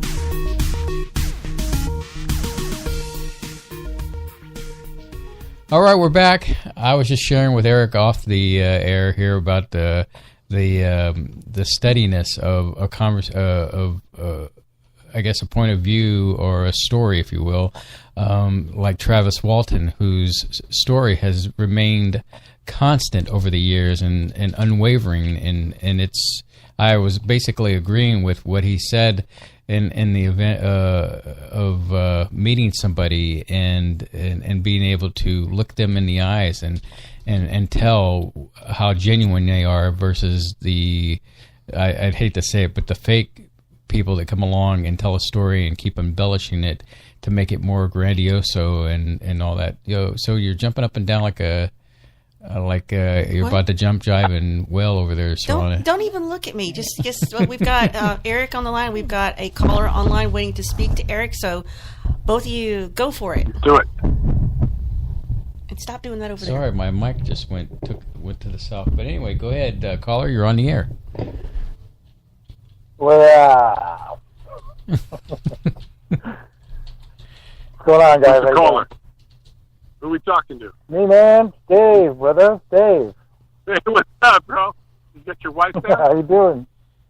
What's going on, man? Yeah, just off the grid right now. But at the moment, I'm on the grid, obviously. But been living off the grid for about a month, and I'm excited about. I got to tell you, this. You guys will like this story. At least I think it was great. So I'm driving down this road, which is right by my house. And at nighttime, daytime, early in the morning, the deer come out and they feed on the mountains. So I'm driving down to where I'm staying. I don't know, it's probably 10 o'clock at night. It's pitch dark out. And all of a sudden I can see there's a deer in the headlights off to the side of the road. And he just kind of jumps through the bushes and over the fence. But then I kind of slow down. I can see him there. And he's staring at me. But he doesn't know, he's like, well, he doesn't know what I'm going to do. I don't care. I just want to look at this thing because I'm right. It's like 8 feet away, right on the side of the road, just like looking at me through the bushes. So then all of a sudden, this is so funny to me. The deer literally ducks down. He takes his head and he ducks down behind the bushes and he waits a few seconds and he pops his head back up to see if I'm still there. He sees that I'm there. He ducks back down and then he pops his head up again. So as soon as the deer did this, right away it triggered that memory of that when Stan Romanek did the film Peeping Alien, where he shows the alien popping his head up and down in the window, and that whole experience right there just said, you know what, I need to call Stan Romanek. I haven't talked to him in a while. I just saw this. This is a sign. I thought this is a sign, man. So that's when I decided to call Stan, and I talked to him for an hour. And that's the broadcast that I put on the on the Twitter. And then a couple of days later, I called him again. But I want to hear what Dave might want to say. I got some stuff to tell you what he told me in the second conversation that's kind of deep that I didn't broadcast because I just felt nervous at that point. Mm-hmm. But so what's up with you, Dave? What's happening? Not much, brother. I just heard you on the show and had to call in just to say hi, and I wanted to say hi to Space Boy and Solana too. How you guys doing? Howdy, Dave. Glad to see. How's your wife doing? I know that. How's the OGs out there? I'm sorry. Go ahead. I was gonna say, how's your wife doing? I know she had the what was it, the foot issue or? Yeah. Deb, she had a ruptured Achilles tendon. Yeah. Oh. Yeah, and but she's doing better. She had surgery at the end of December, and she's mending very well. So she's doing very good. That's good. Good. Thanks for asking. Yeah. I wanted to. In San Francisco, was it March or April that we do that thing in San Francisco? I think it's March or April, if I'm not mistaken. Yeah, it's like right after March. It's the UFO Con, California UFO Con. Lorian Benton puts it on every year. I always have a great time, and the couple times that we've been there and hung out, well, that was a lot of fun. I mean, those are one of the more fun conferences to go to that one. So I'm looking forward to seeing you guys there, hopefully in a couple months. Yeah, me too. Actually, she's gonna I think she's going to have it in the summer this time. Oh, really? Yeah, so it's going to be probably a few more months, but it'd be really cool to see a lot more people out there, and I'd be happy to catch up with Solana and Spaceboy at one of the cons that they go to. Not accepting donations to send us on a trip. Actually, sending me? Yeah, sending Spaceboy. That'd be the more economical choice. I know how much so Dave, have you ever had the time or the interest to research the Stan Romanek story at all, or has that been on the? How are you with all that? Do you know much about that whole deal? I know a little bit, and I mean, I kind of do some research on Stan Romanek, but I just haven't really gotten into that whole story. But I know who he is, and it's kind of a shame what happened, you know, in his life. You know, but it is. I'm not going to say it is what it is, but you know, it's just a shame. That's all I can say. You know, we don't know what really happened. You know, we don't really know what went on. But what I will say is, it seems like if this is a trend in the whistleblowers, where they're getting set up to, and I'm not saying that he got set up. I'm just saying if it's a way for whistleblowers to get taken off the map, it's very effective. You know, and I think that it's better than seeing someone, you know, kick the bucket all of a sudden under some really, you know, shady circumstances, if you will. Yeah. Well, you know, I didn't know what I was going to discover when I went down there over a year ago, obviously, just like a year and a half ago, whenever I went down to Colorado, and I had no idea, but you know, once you're there and you're in the courtroom and you kind of witness the whole thing, and you hear about these. Well, there's conspiracies and there's conspiracy theories. Well, a lot of times, real conspiracies can get you know, twisted around, and then through the media they can be delivered in such a way where then it becomes a conspiracy theory. And a lot of people who didn't have the opportunity to really experience what it was, it's easier to believe it's easier to discount it when it's a conspiracy theory. But some of this stuff I've found out that it really does. Like here, I don't know if you've heard of Wendell Stevens. I don't know the guy. I didn't really research him, but apparently he was a big time researcher back in the day. Does that name ring a bell to either one of you guys? Wendell Stevens. The name sounds familiar to me. Yeah, if you go back like 40 years or 30, 40 years, he was a big time UFO. You know, he was one of those guys that was out there. You know, like Grant Cameron, Richard Dolan, those kind of guys was out there. He was big time. He was the top of the list. Wendell Stevens, and he was finding information that at that time that the powers that be did not want released or put out there in the manner that he was putting it out. And I didn't know this until this last summer. I was hiking around with this guy Tom Dongo. I don't know if you guys heard of him. He did the Bradshaw Ranch research out in Sedona, and we were talking about Stan Romanek, and he says, you know, they did the same thing to Wendell Stevens. They go, what do you mean? Who's Wendell Stevens? And he told me that they nailed Wendell Stevens for, you know, what do they call it, child porn or whatever it is. I don't even know what the proper political term is, but the point is they shut him down with the same thing that they did to Stan. Well, I'm just jumping to conclusions by saying it's my opinion. I don't know for fact, but if they want to shut you down, they're going to nail you with taxes, or they're going to nail you with child pornography. That's how they do it, and it's sad, but you know, disclosure is obviously, it's on its own timeline, and if people are ahead of the timeline and they're out there finding information and making it public prior to the timeline that the powers that be wanted to realize, then these people are going to deal with the consequences, and it's reality. I mean, even Stan Romanek, I mean, I have a passion about Stan only because I met the guy. If I never met him, never talked to him, and really sat there and have a heart-to-heart with the guy, maybe I wouldn't care so much. But I just think the guy got railroaded, and I feel for the guy. He's an intelligent man. One of the things I wanted to tell you guys that this has not been publicly talked about really, and you might find it if you really dig deep. But Stan was a part of a program that came out of Stanford, and that was going way back.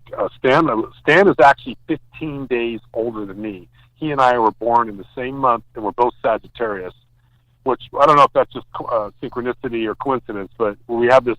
It's weird. When I first met him, it's almost like we'd known each other. Just we were on that same wavelength because we came from that same timeline, born in the same time and the same under the same star system or whatever. But the point is, Stan,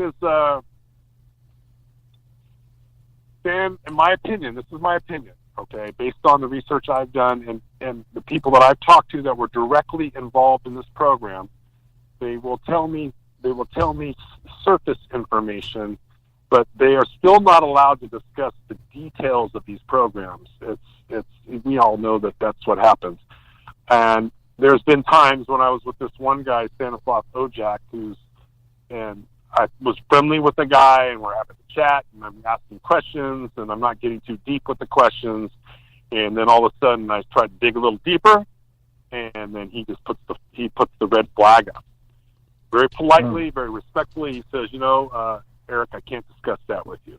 I said, I respect you, and I admire your tenacity, and I know you want to know these things, but there's some things I can't talk to you about. So when somebody tells you that, you know there's a backstory that you're not allowed to know. But if you sit there and you say, look, this is what I've discovered based on my research, and they don't say to you, no, you're wrong. They just look at you and listen, and then when you're done, they tell you, I can't really discuss it. You can put two and two together. And that's when it's actually becomes, as a researcher, that's rewarding to me, because then it really gives me, it confirms within myself that some of this stuff is really happening, that it's not just a bunch of BS that are spinning around on YouTube and the internet. One of the things that you guys mentioned about, looking at a guest or listening to a guest or talking to a guest, and knowing that they're sincere, I don't know if I'm taking that out of context a little bit, maybe, but what I'm getting at is when I remember I was at the Ozarks conference, and Travis Walton was there, and I got to actually meet and talk to Travis, and I had him on for a little bit because I did a live remote show from there. I was lucky enough to do that. I'll tell you what, when I talked to him, and he was telling me his story, to me, he looked like he was back when it happened. Mm-hmm. and so a lot of these people who have gone through this experience, and they're telling you, it's one thing to hear them on the radio, but when you really are face to face with them and you see them and you see the look on their face, you know that there is something that really happened there, or something happened, something that just really takes them, back there, and it's frightening. It's frightening. To me, I would never want to go through regression and find out that I was on a ship and I was being examined and probed and all that, because I'd freak out. I would freak out. I don't know how Spaceboy and Solana feel about that, but I was going to say, would not want to remember that. You're spot on what my thoughts were when I got the chance to speak to him and look, and it's just, when you're looking at him and you're talking to him and you peer, it's almost, I've heard this a lot. The eyes are the windows to your soul, and it tells a lot when you talk to him and you're looking right at him, and there's a certain surrealism when you're talking, and as he conveys his story, you get this overwhelming feeling that he's reliving it. He's there. It's hard for me to doubt that story as it's coming from him. The thing with going back to Stan Romanek is that I have never met the gentleman. I've lived some of the things through Eric as he's told stories about it, but as far as researching the story and hearing so much and so many different things, it's kind of like if you have like 5 major plot points with Stan, and even if you take like 2 or 3 away from them, you're still left with some hardcore stories from Stan Romanek that it's hard to dismiss right off the bat. Which, when you hear all the allegations against him, it's like it's hard for me to buy into that. Another thing that helps me ground the believability is, they had all those books out for so many years. Well, when all this stuff went down, they took those off the market. So they didn't want to seem like they're trying to profit from anything that went before or anything that was happening during them. It seemed like they were not trying to bring more attention to themselves, even though that it was wrong what he's being accused of. So that you can tell they're not in it for fame and glory. Absolutely. Would you agree in there, Eric? Yeah. This is interesting to me because Stan told me this in the last conversation. I was actually thinking about calling today, but I thought he said that he admitted that when he was in the middle of all this, all these experiences and whatnot, that his whole thing was that he wanted to take this information, and I didn't dig into how he meant it, but he says he wanted to save the world. He wanted to save humanity. That was the whole purpose of him doing this extraordinary, the Stan Romanek story. He thought that this information could save the world or save humanity. He wanted to make a contribution.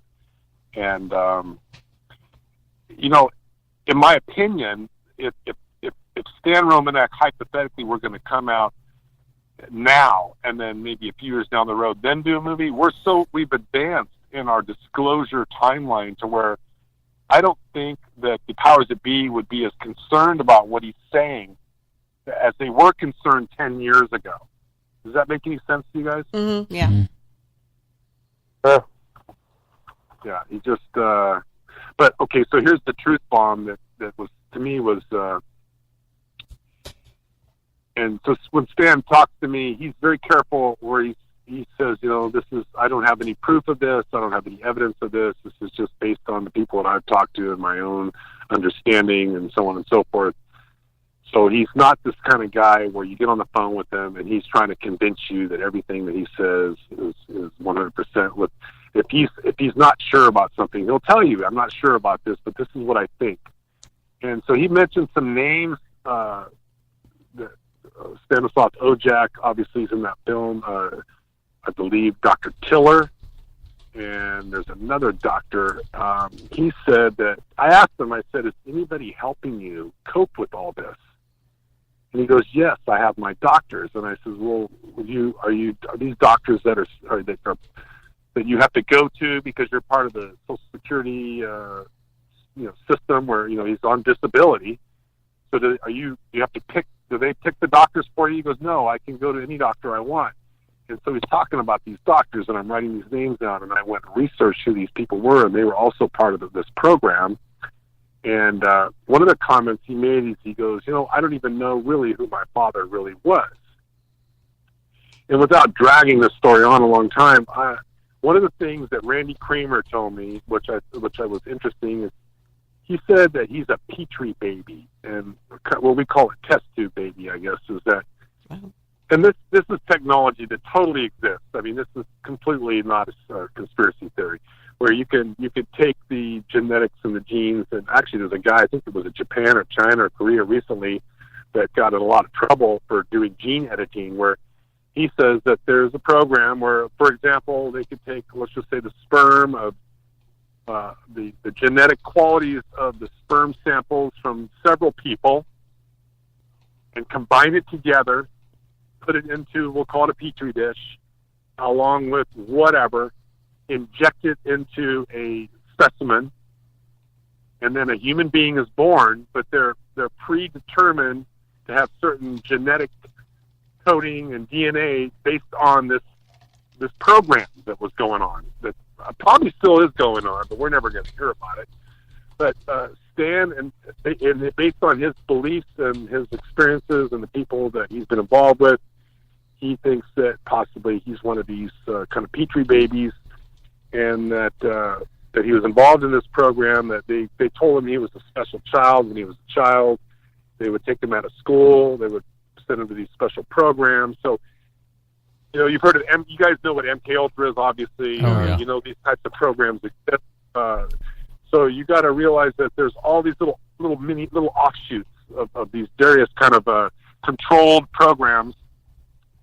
And this is my conclusion on what I think has happened with Stan Romack is so they created this human being, and he's a human being. Maybe he has some extraterrestrial DNA, possibly at a higher level than what we'll call standard humans. Possibly, I don't know, but his IQ is 175, and he's been having these experiences, very amazing experiences, for a very long time, since he was a child all the way up to his adult life.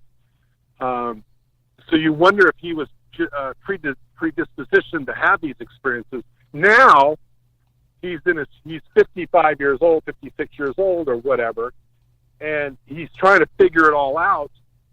And he did his movie, and he's trying to get the information out there because he wants answers, but these people can't give him the answers because these answers are tied up into these black projects that still exist, where they have to, they love Stan, they care about him, they want to kind of make sure that he kind of copes and makes his way through, his life, but they can't. He's been able to piece it together where he knows about these programs, and I think that is why they came after him with the child porn, is because they weren't so afraid. I really don't think they were so afraid that he was talking about UFOs and ETs. They were more afraid that he was going to start talking about these programs that he's been a part of. And so for that reason, they made him what you guys, I'm sure, Dave, you guys might have heard, targeted individuals, is he literally became a TI. And so they TI'd him. And they did several things. They shot at his house. They tried to run him off the road. They beat him up. Okay, this has triggered a memory. This is an interesting story I'd never heard before, actually. So there's this guy. I'm trying to think of his name. Think of his name right now. He's an older guy. He shows up every now and then at some of these conferences. Well, while you're thinking of that, when I remember his name, go ahead. I was going to say, I'll make this real quick. Okay, go ahead. Well, we got 1 minute. So let me finish. So this guy, well, maybe we should wait, because I'll go find his name, and then I'll tell you after the break, because this is an important story. Dave, you can hold on, when too. You guys hear this, I'll look it up. I'll go on mute, but I'm going to look up this guy's name. Oh, John Anderson. Okay. We'll go back to him. All right. So let's take the break, and we'll be right back. And I'm grooving in this conversation, I'm sure, as many of the Space Cadets are. So let's see. Rolling break 4. This is Patrick Scott Spohr, and you're listening to Space Boy Universe.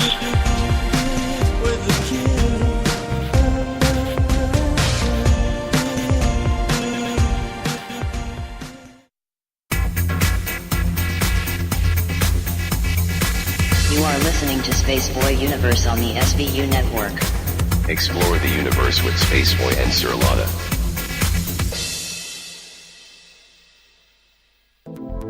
Greetings, Space Cadets. Let's see what's in the sky tonight in the Spaceboy Universe. Tonight, in the eastern sky, we have Spaceboy Universe rising above the horizon in glorious splendor. And in the west, we can see Solanas Majoris, which is visible at 9 p.m. Central Standard Time, just below the K-28 belt. So keep your eyes on the sky and listen to Spaceboy Universe. I'm Solaris Blurvid, and I'm listening to Spaceboy Universe.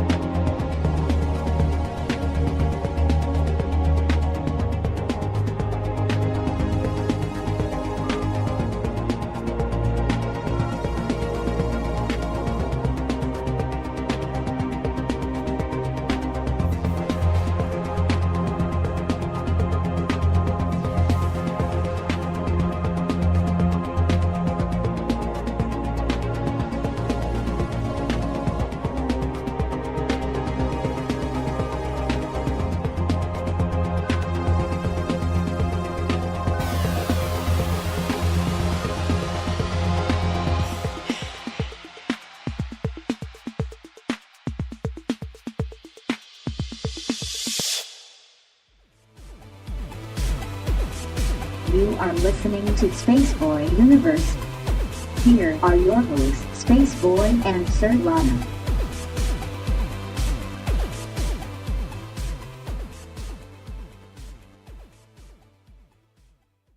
That was. All right, we're back. Speaking of that, and this is for Sir Lana. There you go, the old SBU goat. Have you hugged your goat today? Sorry, I squeezed him too hard. Anyway, so our guest tonight is Awakening Man, and we've held Dave Cruz over because it's always a treat to have Dave on the show, and maybe one day we'll be on his show again.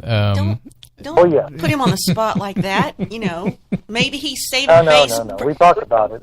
Yeah, so I'm giving him a ribbon. It's all good. He's my brother from another mother. All good. Yeah, so there you go. So, right. So Awakening Man, Eric. So you were talking about this one gentleman, and you want to pick it up from there? Yeah. So it's not really okay. We all have our personalities and our way that we try to have some, conversations and try to, get information from people and how our style is. My deal is usually not to try to just pound somebody. I try to get to know the person, because then when they're sharing information, I can kind of resonate it with more if I feel like I know them a little bit than if I just kind of pepper them with questions. So that's kind of with Stan. It was like I was able to. I didn't just come at him with all these hardcore questions. I spent several hours talking about a lot of different things with no real thought of where I was going, but then something would come up and I would ask him a question, and then we would get on a topic, and then it would get interesting to me, and then I would kind of go deep. And he would go deep with me because he trusted me. I think he felt like this guy's not just trying to get information from me. We're having a conversation here, and it might be 20 minutes before we get to the topic. But what I didn't know is that during the filming of the accumulation of material that he filmed and recorded and had made for his movie, Stan Romanek, the Stan Romanek extraordinary Stan Romanek story, is there were several people, prominent people, that are in the UFO business, we'll call it, going back, 10, 15 years, okay, that were tracking or following Stan during his highlight of all these experiences that he was having. And many of these people were actually going to his house, and they would spend time with him. One of the guys that's currently living at East City Ranch, Slattery. Do you know his first name? The guy from Australia, Slattery, Peter Slattery, is that his name? Do you know what I'm talking about? Sounds familiar. Peter Flannery. Yeah. Anyway, he's an experiencer, and but he actually flew all the way out from Australia to spend like a week at Stan's house. I think he was the first one, and you'll still find his YouTube videos out there. And a lot of people point to this as Stan being a hoaxer, and I asked Stan about this. I go, that one video I watched you where you're flipping the pencils up over your head and all these strange, bizarre things, and you're kind of being recorded, and you're kind of saying that, this is all supernatural, the ETs are doing this, but it was obvious that he was doing it. And I said, what was that all about? He goes, they kind of talked me into doing that. I go, what do you mean? Well, oh yeah, I remember this.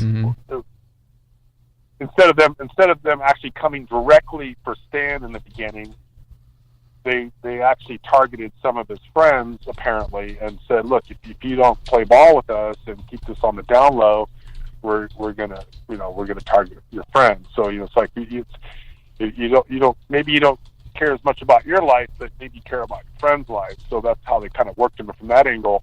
So they said, look, you need to do these videos.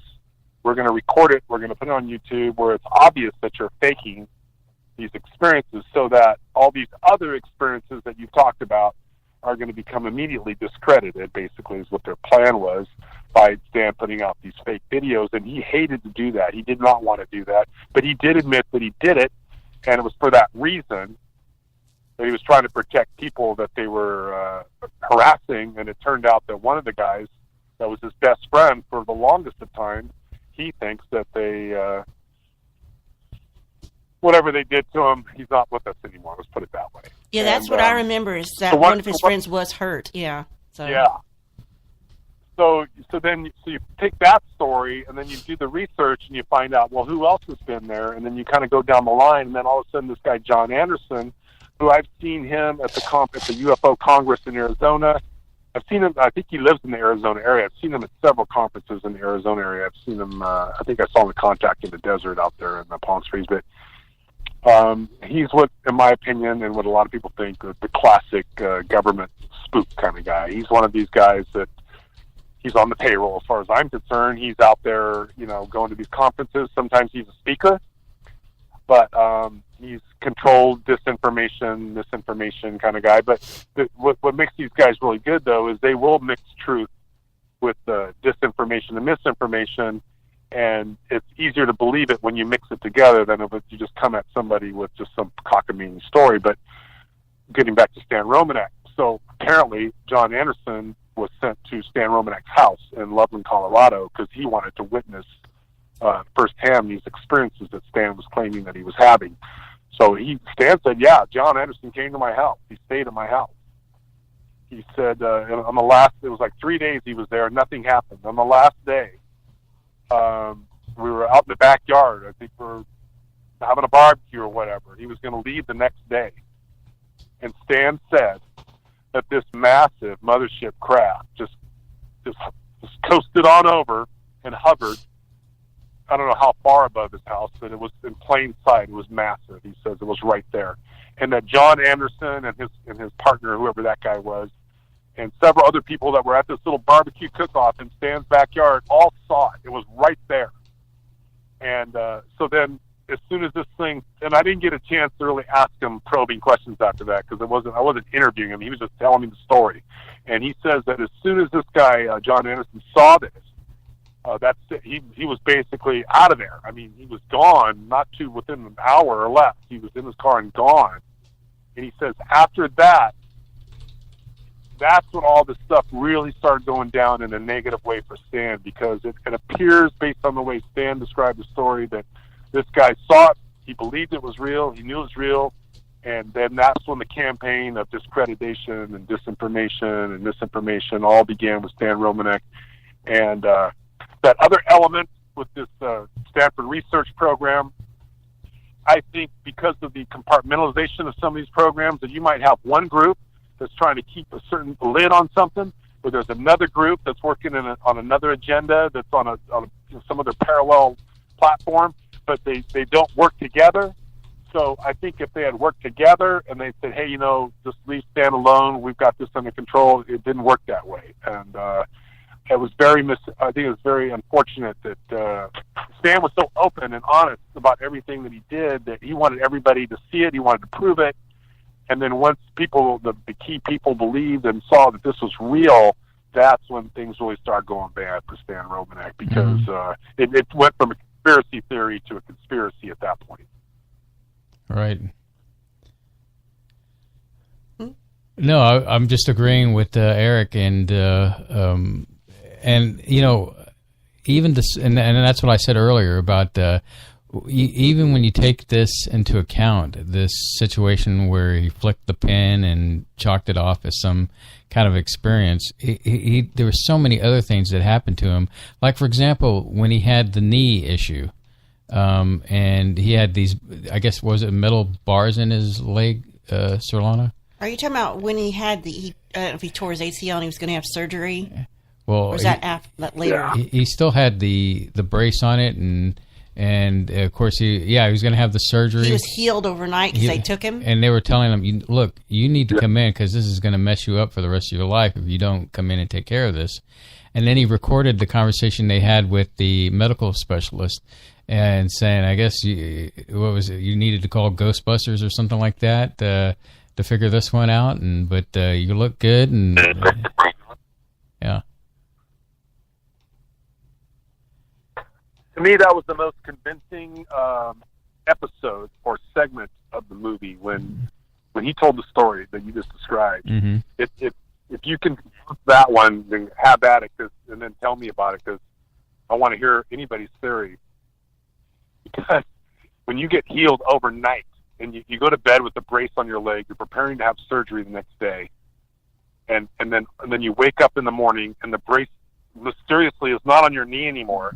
And you look down and there's 6 marks on your knee where obviously something did something, and you get up and you walk out of bed and you can walk and you're healed, and then you go in the backyard and you see your leg brace out there, halfway melted metal in the middle of the backyard lawn, and you have pictures of it, and you've got documentation to prove that you had this injury. Like you just said, I mean, to me, you can't call that a conspiracy. Right. You just can't. That's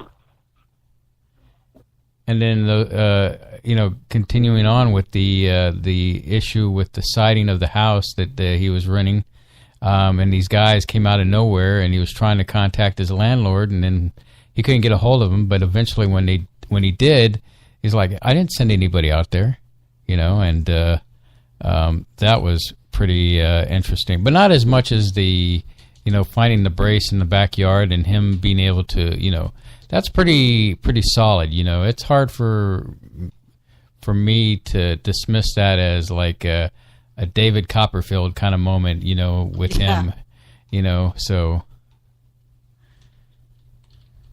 And then yeah, go ahead. Good. I didn't know. Did Dave have any comments or questions? I was curious what his thoughts were. No, I was just saying those guys are great. The David Copperfield guys.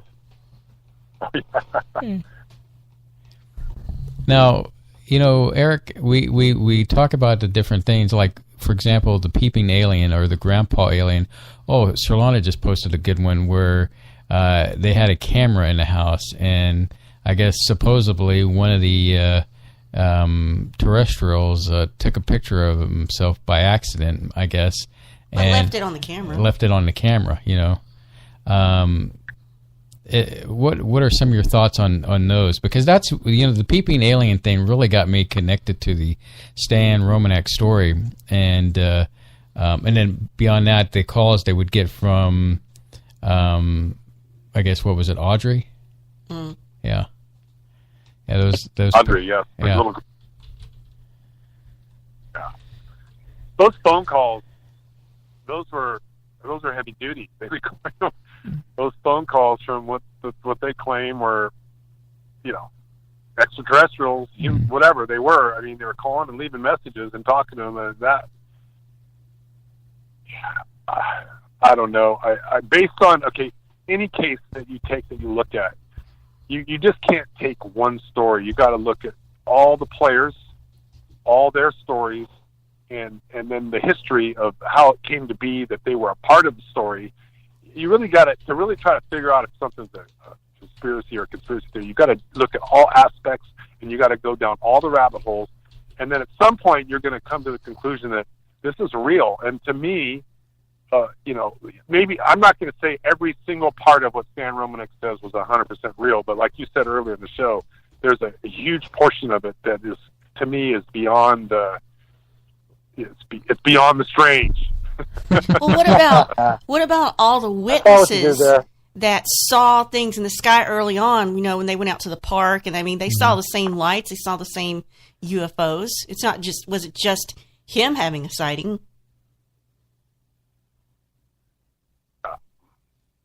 Yeah, he's had. I think anybody listening to this.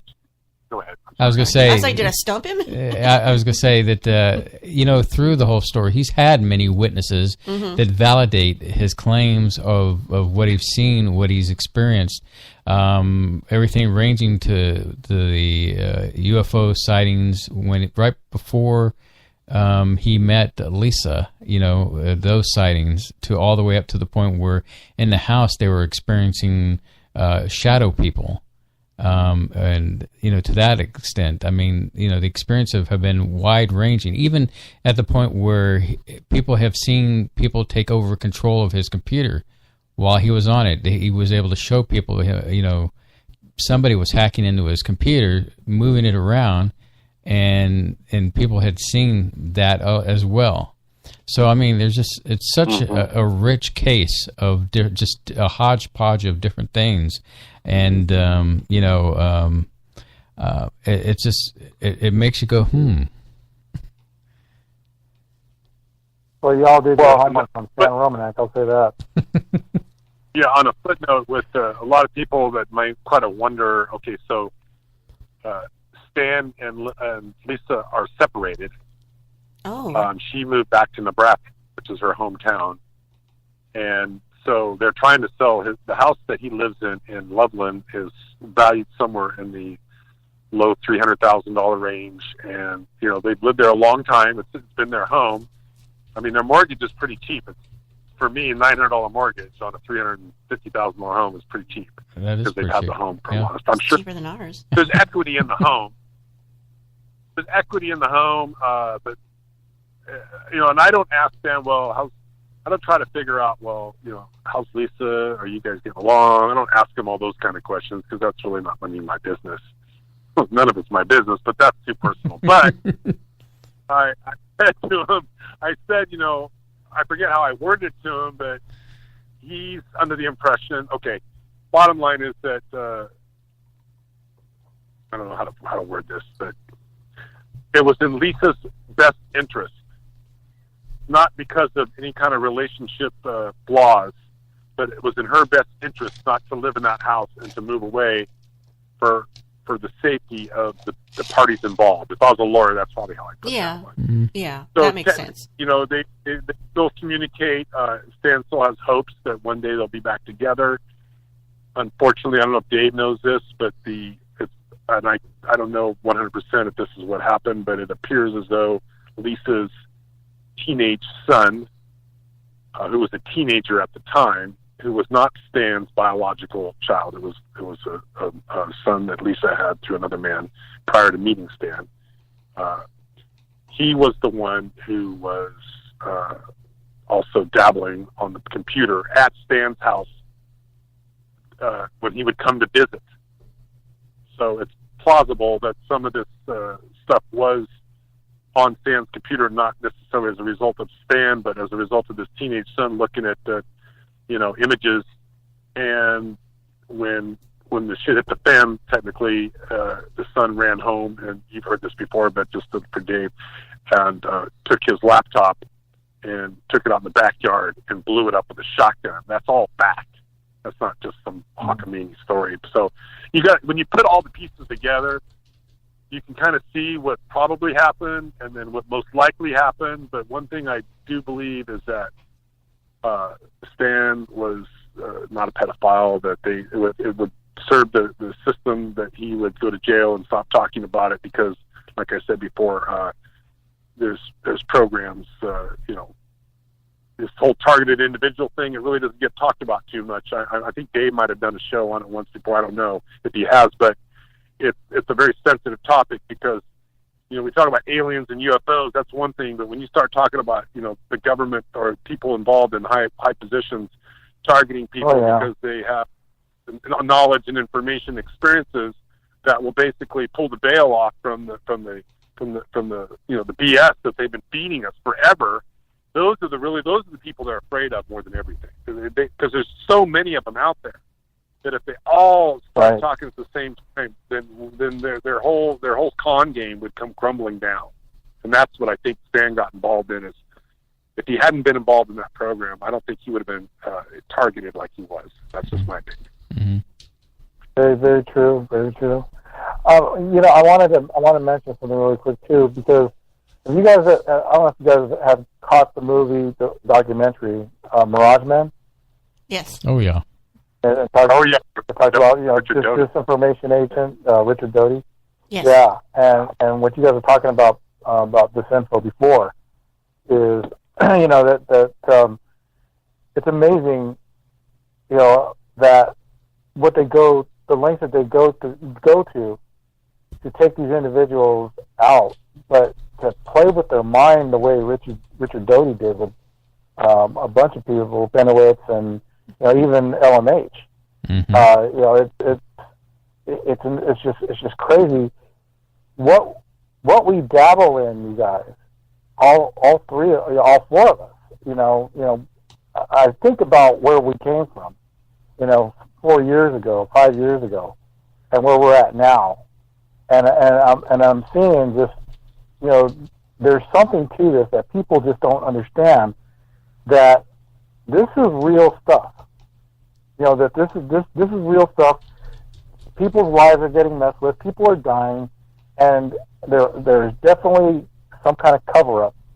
And unfortunately, with Stan Romanek, you know, he whatever he knew, they didn't want him to get out. And you know, I'm also going to switch gears just a little bit. I wanted to ask anybody if they've been watching Project Blue Book on the History Channel, and if they're familiar with on History Channel, yeah. And if you guys are familiar with, I know about it. I know about it. It's supposed to be like a docudrama. It's supposed to be based on the actual Project Blue Book, but they also kind of maybe take some liberties, maybe with the portrayal. They do. Yes, they do. But I'll tell you what, the way they take the liberties make it look so nice. Really? As far as watchable and enjoyable, it's not. It's not real starchy or stiff, if you will. You know, it's actually really enjoyable to watch, almost in the sense as X-Files. But if you guys, you know, can go back on demand and watch this, you'll definitely start, you know, appreciating some of these people, pioneers, if you will, that came before us, to try to get the truth out. You know, I mean, I'm learning a lot about J. Allen Hynek and what he uncovered. You know, with Project Blue Book and with the Air Force and the military. And I'll tell you what, man, it's pretty crazy. You know, it's just really amazing what these guys have gone through. But it's really great, and I just wanted to throw that out there. But hey, guys, thanks a lot for having me on, Eric. It's always glad to hear you, and Solana and Space Boy, I'll definitely catch up with you guys. Well, we look forward to it, Dave. And thanks for calling, Dave. Talking to you. We'll set up a time to have you guys on, and I'll have you on too, Eric. Sounds good, Dave. We'll talk. Good hearing your voice. Thank you, brother. Dave. Say hi to the wife. Give the wife a kiss. I will. Yeah, wish her well. A hug at the minimum. Good night to all the space cadets. Have a good one. Thank you. Good night, Dave. It's always good to hear Dave. Yeah. And Eric, it's like old friends we haven't seen or heard from in a while. I mean, it's basically you know, where we began our journey, and right before the show SBU, and how we've you know, a lot of rich history there is what I'm saying. So. Hey, Eric, we're at the last break of the evening. You want to hold on for the last few minutes? The show goes pretty quick. Sure. Yeah, all right. So let's take this break, and then we'll finish off our conversation with Eric. And as I struggle to get this thing loaded. Why do you always struggle? I don't know. It's the no, that's the goat, baby. It's the goat's fault. All right. We'll be back in a minute.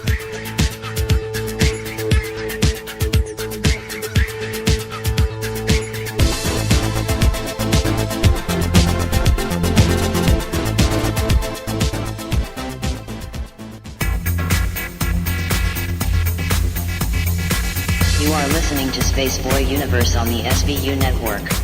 Explore the universe with Spaceboy and Sir Lotta.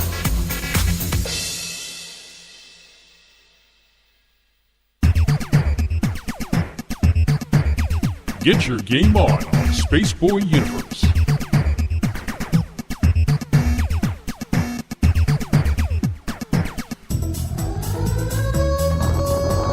Level up with Spaceboy Universe.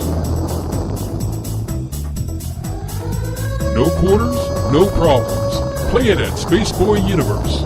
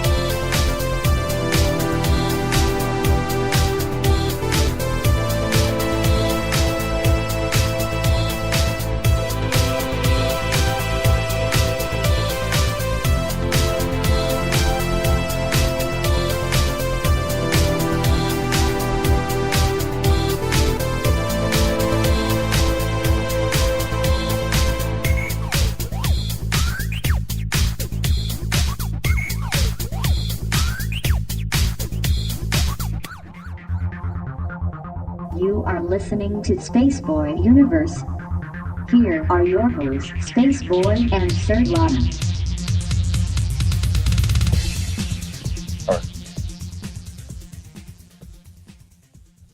All right, we're back. And as always, we have some very interesting conversations on the back end. I think I need to record the show raw so that we can package Spaceboy Universe raw. Yeah, so after hours. But our guest tonight has been Eric, Awakening Man, and Eric, I just want to say thank you for taking the time to come on the show. We're not going to let you go just yet. There's still some more juicy stuff to talk about, I guess, here, and if you want to pick up anywhere where we left off before the break, please do so. Well, okay, so I'll just kind of summarize what we were talking about off here. So when somebody, like in Stan's situation, starts sharing all these things, and it's like, okay, I can believe that, I can believe this, I can believe that, but I don't have any evidence that what he's telling me is actually happening, or if he's exaggerating or what. I'm just listening. So then I have the benefit of, after getting off the phone with Stan, is calling Stanislav and kind of cross-referencing some of the things that Stan's telling me to see if Stanislav knows about this stuff. So I'm talking to Stanislav. The guy's sharp as a whip. He's 91, I believe. Says he's going to live to 104, I think is what he said. He's got a couple books that he's written that are going to... I'm just dying. His life story apparently has been written. He's looking for a publisher. But when that comes out, man, that is going to be the final key to all these little things that we've been talking about, because I have a feeling it's not literally a deathbed confession, because he's 90-something, but he wants to live at least another 12 or 13 years. So I think he's going to bust out some information here at the latter part of his life. It's going to put a lot of these puzzle pieces together. And I don't know how revealing it's going to be, and maybe the reason why he hasn't published it yet is he's a little possibly nervous, because his wife is only, I think, 67, and I met her, and she's in amazing shape, very strong, healthy woman. You would never, she could pass for probably 50, 55. She's just amazing. And then I wonder, how is this guy? He's 92 years old. He's with this woman, 67, and she's running around, and then I imagine is this woman? Did this really happen naturally, where the two of them met and fell in love, and this is what we have? Or,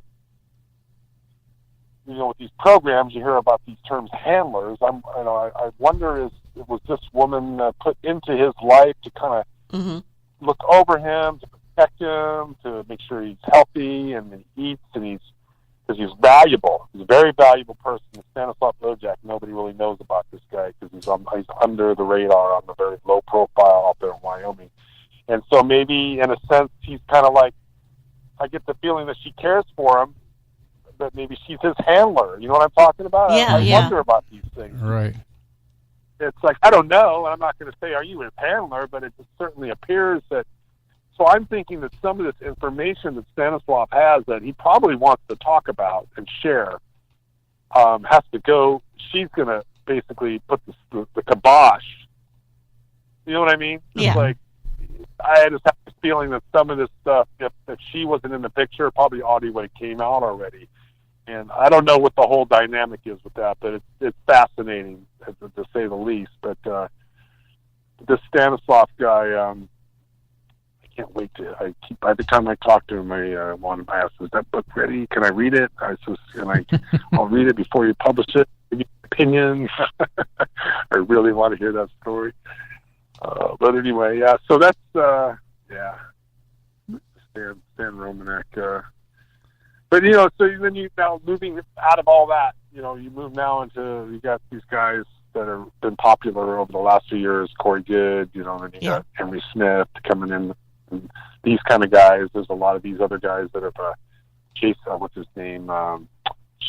Jason Smith, I think is his name. Another guy that says he was a super soldier. Some other guy came from Canada recently and says he's a super soldier. There's a guy in Oregon that I talked to that says he's a super soldier, part of these programs.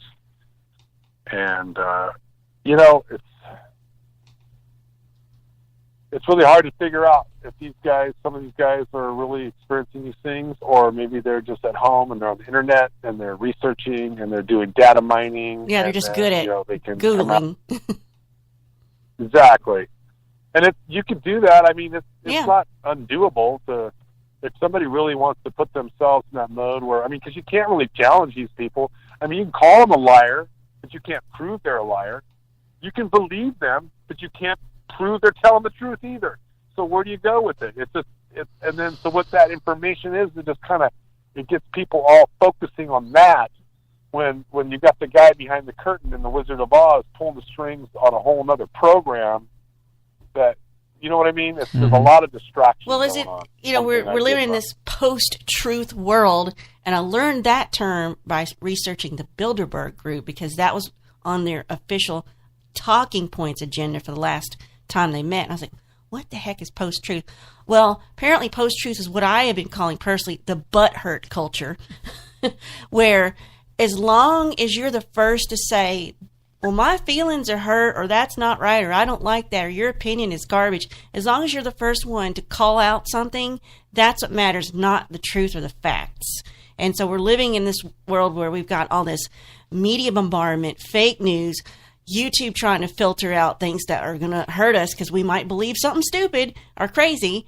So when you come to disclosures are, or your personal experiences, you're landing in this culture of crap that's already convoluted and dirtied up by regular stupidity, and that's being fostered, and we have to come up with sites to debunk things, and then not enough people are savvy enough to know how to go do that. So now we're having to learn media literacy, learn what's fake and what's not. But not a lot of people are going to do that because they're getting all their info from social media, which is, again, not the greatest place to go, but not that there's not some truth there. But so people who are researchers, experiencers, what chance do they have in this world we live in now? Mm-hmm. Or disclosure, for that matter. That's just my opinion, though. Caveat. Well, there's another guy that I met at a conference a few months ago in Laughlin, Nevada, that Paula Harris puts on. I think it's called the Stargate Conference. She does a couple, 2 or 3 a year or whatever. But she's an amazing woman, a great conference. And what I liked about her conference, it was in a hotel there right on the river in Colorado, and they had the one room. And so she wasn't trying to have 2 or 3 speakers speaking at the same time in different rooms. She had 8 speakers. They were all top of the line. They would come in, they would do their talk. So you weren't competing with another speaker in another room. And this place was packed. It was like 300 people. And one of the guys, I'm trying to think, he's a lawyer out of Texas. I can't think of his name right now. It'll come to me. But anyway, he talks about... he was on Jimmy Church's show earlier last year and talked about the way disclosure is going down based on his contacts, which I believe the guy, that it's going to be a drip, drip, drip thing. He said all this before they even came out with before, what's his name, Jeremy Corbell just came out with the Bob Lazar movie. Yes. And then they had the what was that out there, the ranch out there, the Skinwalker Ranch. Stargate. Skinwalker Ranch. And then now you've got this, like Dave just mentioned, Project Blue Book. And he said this was almost a year ago. It was probably about 8 months ago. He predicted all this was going to happen, that there's going to be all these shows going to come out, that they're all designed to bring disclosure, and they're going to do it over a 2-year period of time. That's what he said. And then preparing the consciousness of the people that are not already prepared to kind of realize that this is not just a conspiracy theory, that these things are really happening. That this information is going to come out, and it's just not going to come out all at one time. So, like I said earlier, it's just, when the whole truth comes out, it's not like you're going to want to be the guy that says, I told you so, because I don't know that it's a pretty situation that we're going to have to look forward to, personally. I mean, but is anybody going to even pay attention? Is anybody going to believe it? I don't know. We're just so used to everything being called out, and the skeptics, and we're so used to disinformation. It's like, will we even know the truth when we see it? that's all part of the mind control program that, MK Ultra, it just has its offshoots. It's, it's advanced into other, they've been doing this forever. it was the only thing that I think that would convince like the majority of the people, let's say, at one time, is if, let's say, there was Super Bowl or something like that, and a massive craft came and landed on the Super Bowl lawn or the field, or a major event was going on, and there was an obvious major sighting, and it would have to be totally obvious. But other than that, what are people going to do about it? Even if a UFO landed on the White House lawn, right? And what are we going to do about it? Really, that's really what it boils down to. Is nothing we're going to be able to do to change. As long as I don't have to go to work the next day, I'm for it.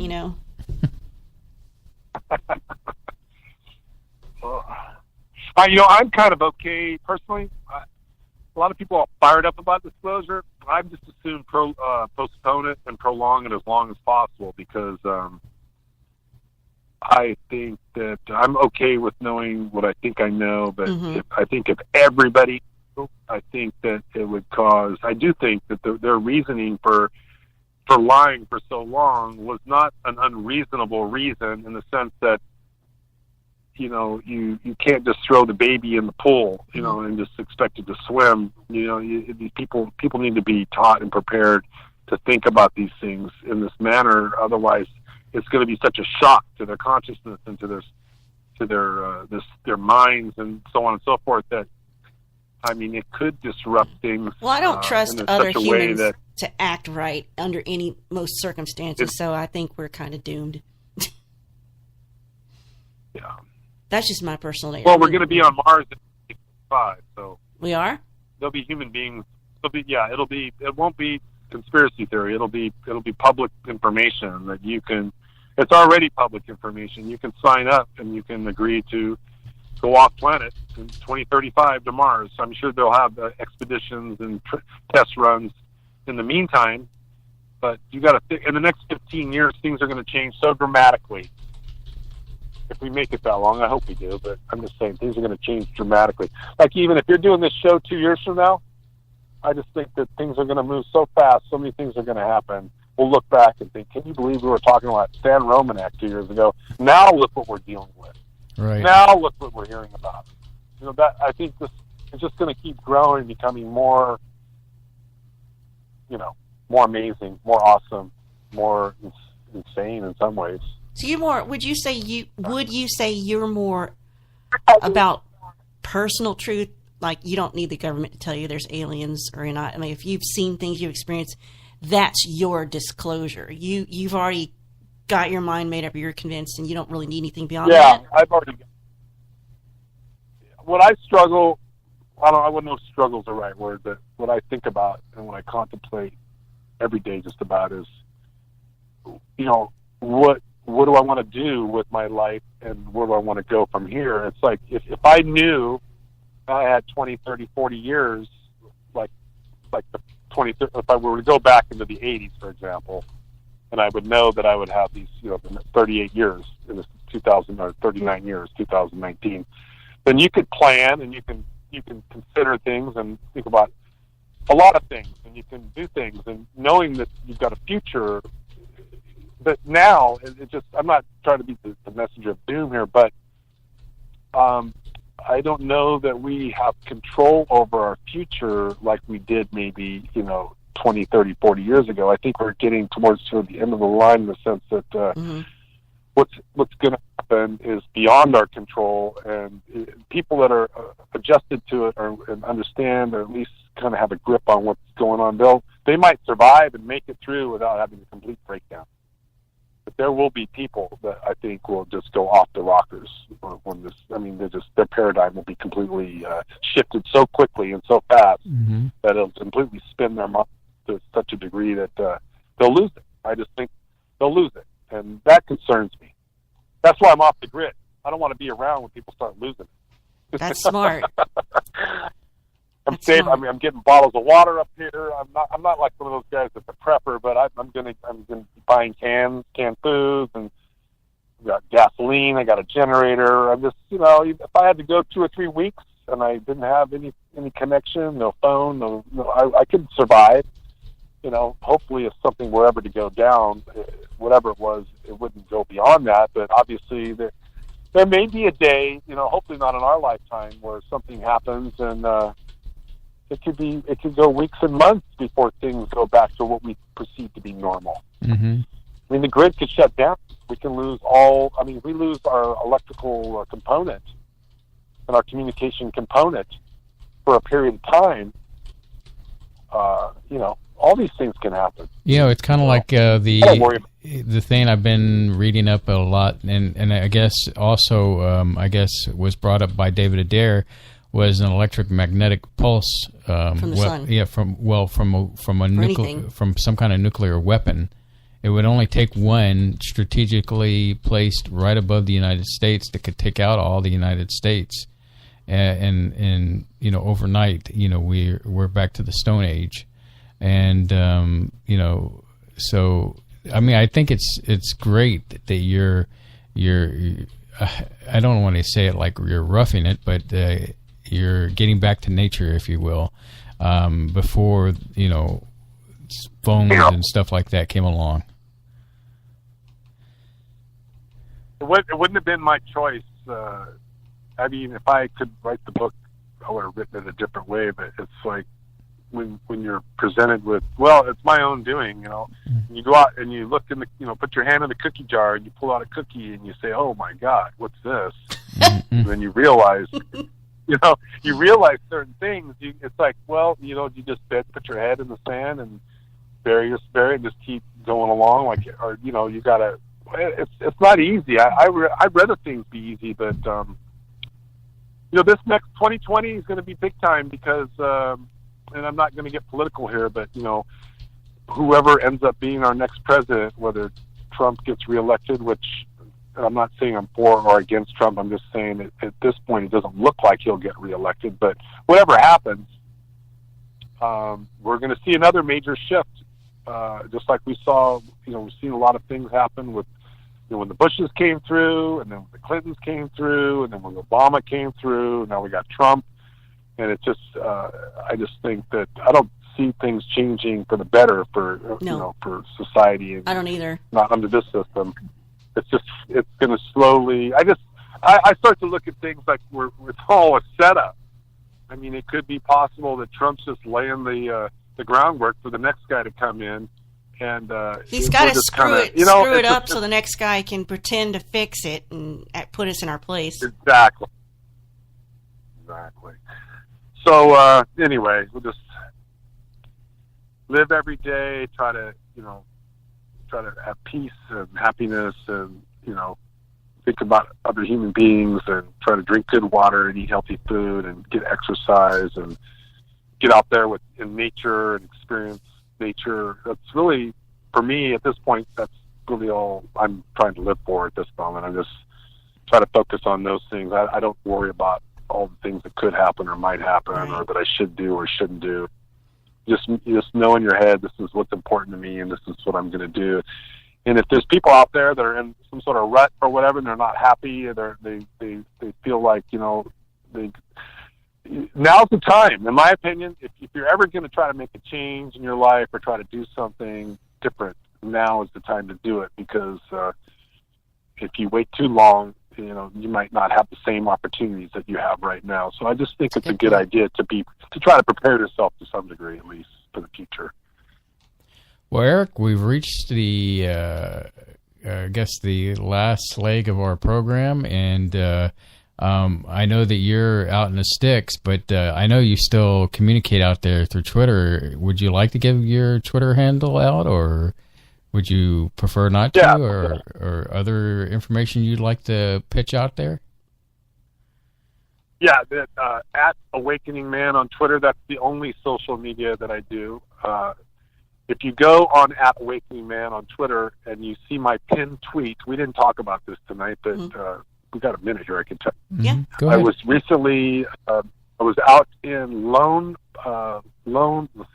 Pine, California, which is out near Mount Whitney. this guy that I met named Neil, he might be listening to the show. He said that there's giant aliens, petrified aliens, in the rocks out there, which I thought was completely ridiculous. Where's that at? Out there in Mount Whitney in the rocks. Mount Whitney. He says, I've seen them. He said, I saw 2 grays, and I saw this Jedi being, and they were petrified in the rocks out there. And he was convincing, and it's one of these kind of stories where you don't want to call somebody a liar or tell them they're crazy. So what do? I get in my car and I drive 4 hours and I meet him out there because I want to see what he sees and see, what is he seeing? How can he claim this? I mean, how come no one else is talking about giant petrified aliens in the mountains? I've never heard this before. I need to know this, right? So I met him out there, and we're looking at these rocks, and there's a little bit of snow on the rocks. So wherever these so-called petrified aliens were, we weren't able to visually see them from where we were, looking in these rocks, and so it's starting. The sun's starting to. It's not set yet, but it's starting to get. We're starting to lose the light, mm-hmm. and then we're looking at the mountain. At the base of the mountain, there's this bright, not huge, but pretty good sized light is lit up. This oval round light way out there. You can see it on Twitter. It's a 14-minute video that I shot, and I'm looking at this thing, and I'm watching it. I'm thinking, well, maybe it's a car out there, or maybe it's a truck, or maybe it's a road. I don't know. I'm going through my head trying to figure out what this thing could be. And I watched it for 5 minutes, and it would come on, it would get kind of bright, and then it would dim down, and then it would go away, and then it would come back. And me and this other guy, Neil, we're both looking at this thing, and I'm thinking, man, it's not moving. I don't think it's a car or a vehicle, or it's not a campsite. It's just, you go through the process of elimination, and I just can't think of it being anything other than something supernatural that's out there. So we're in my van, and I had my iPad with me, and I literally just popped up my iPad, put on Periscope, I went live. Literally right there live, and I was recording the whole thing, and there was a dirt road that drove out towards the direction where this light was. So you'll see me in the video. I've had almost I think about 1,900 views in less than a month on this video. It's very convincing. It looks like it's some sort of supernatural light that's out there. It's not but yeah, we tracked this thing for 14 minutes, and every time I would drive out there thinking I was getting closer to it, it looked like it was staying in the same spot, but it must have been moving because it never got closer. Matter of fact, it moved. It somehow was moving further away, and every now and then I would stop, and it would get brighter. Just go look at the video. There's no CGI. Here's the beauty of this thing. I did it live on Periscope. This is not some video that I made, so I couldn't go back and edit it and CGI it, and you know what I mean, and tweak it. This was real. Whatever you see on that video is 100% organic and real. And I showed it to Jimmy Church on Fade to Black, and he was impressed. He says, man, he goes, I don't know if I've ever seen anything quite that freaky ever. So that's kind of on my pinned up on tweet if you guys want to see what something that started happening. It wasn't quite dark yet.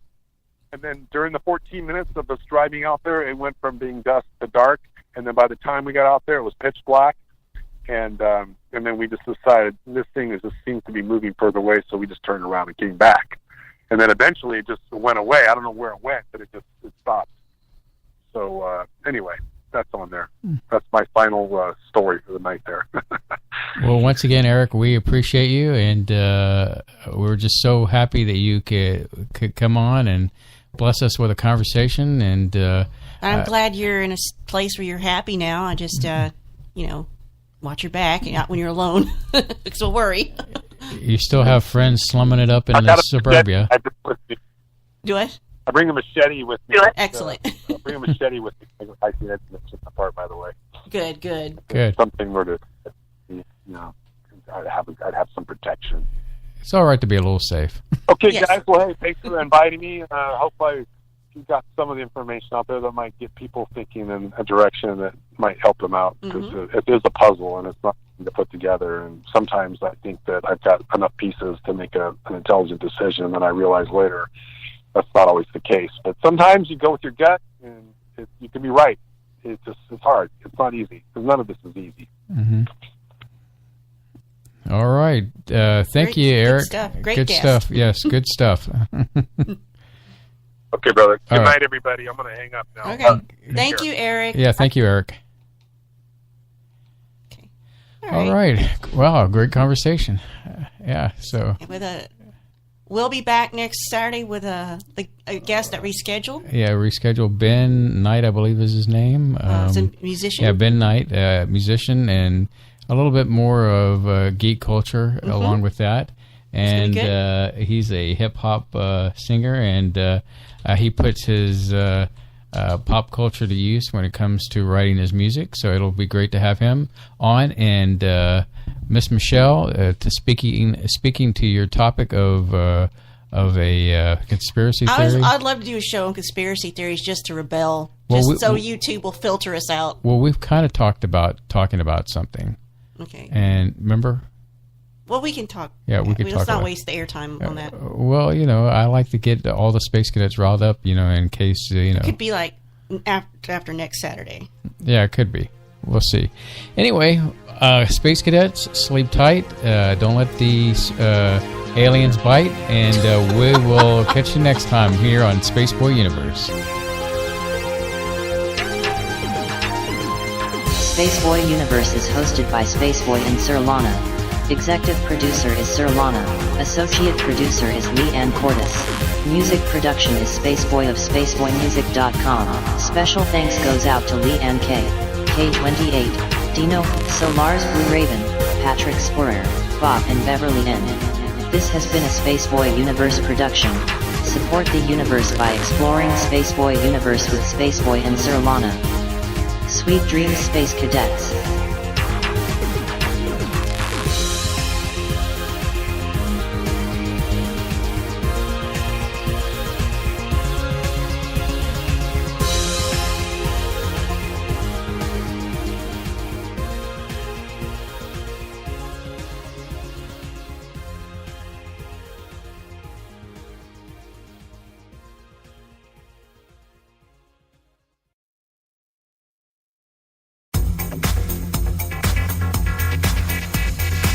You are listening to Spaceboy Universe on the SBU network.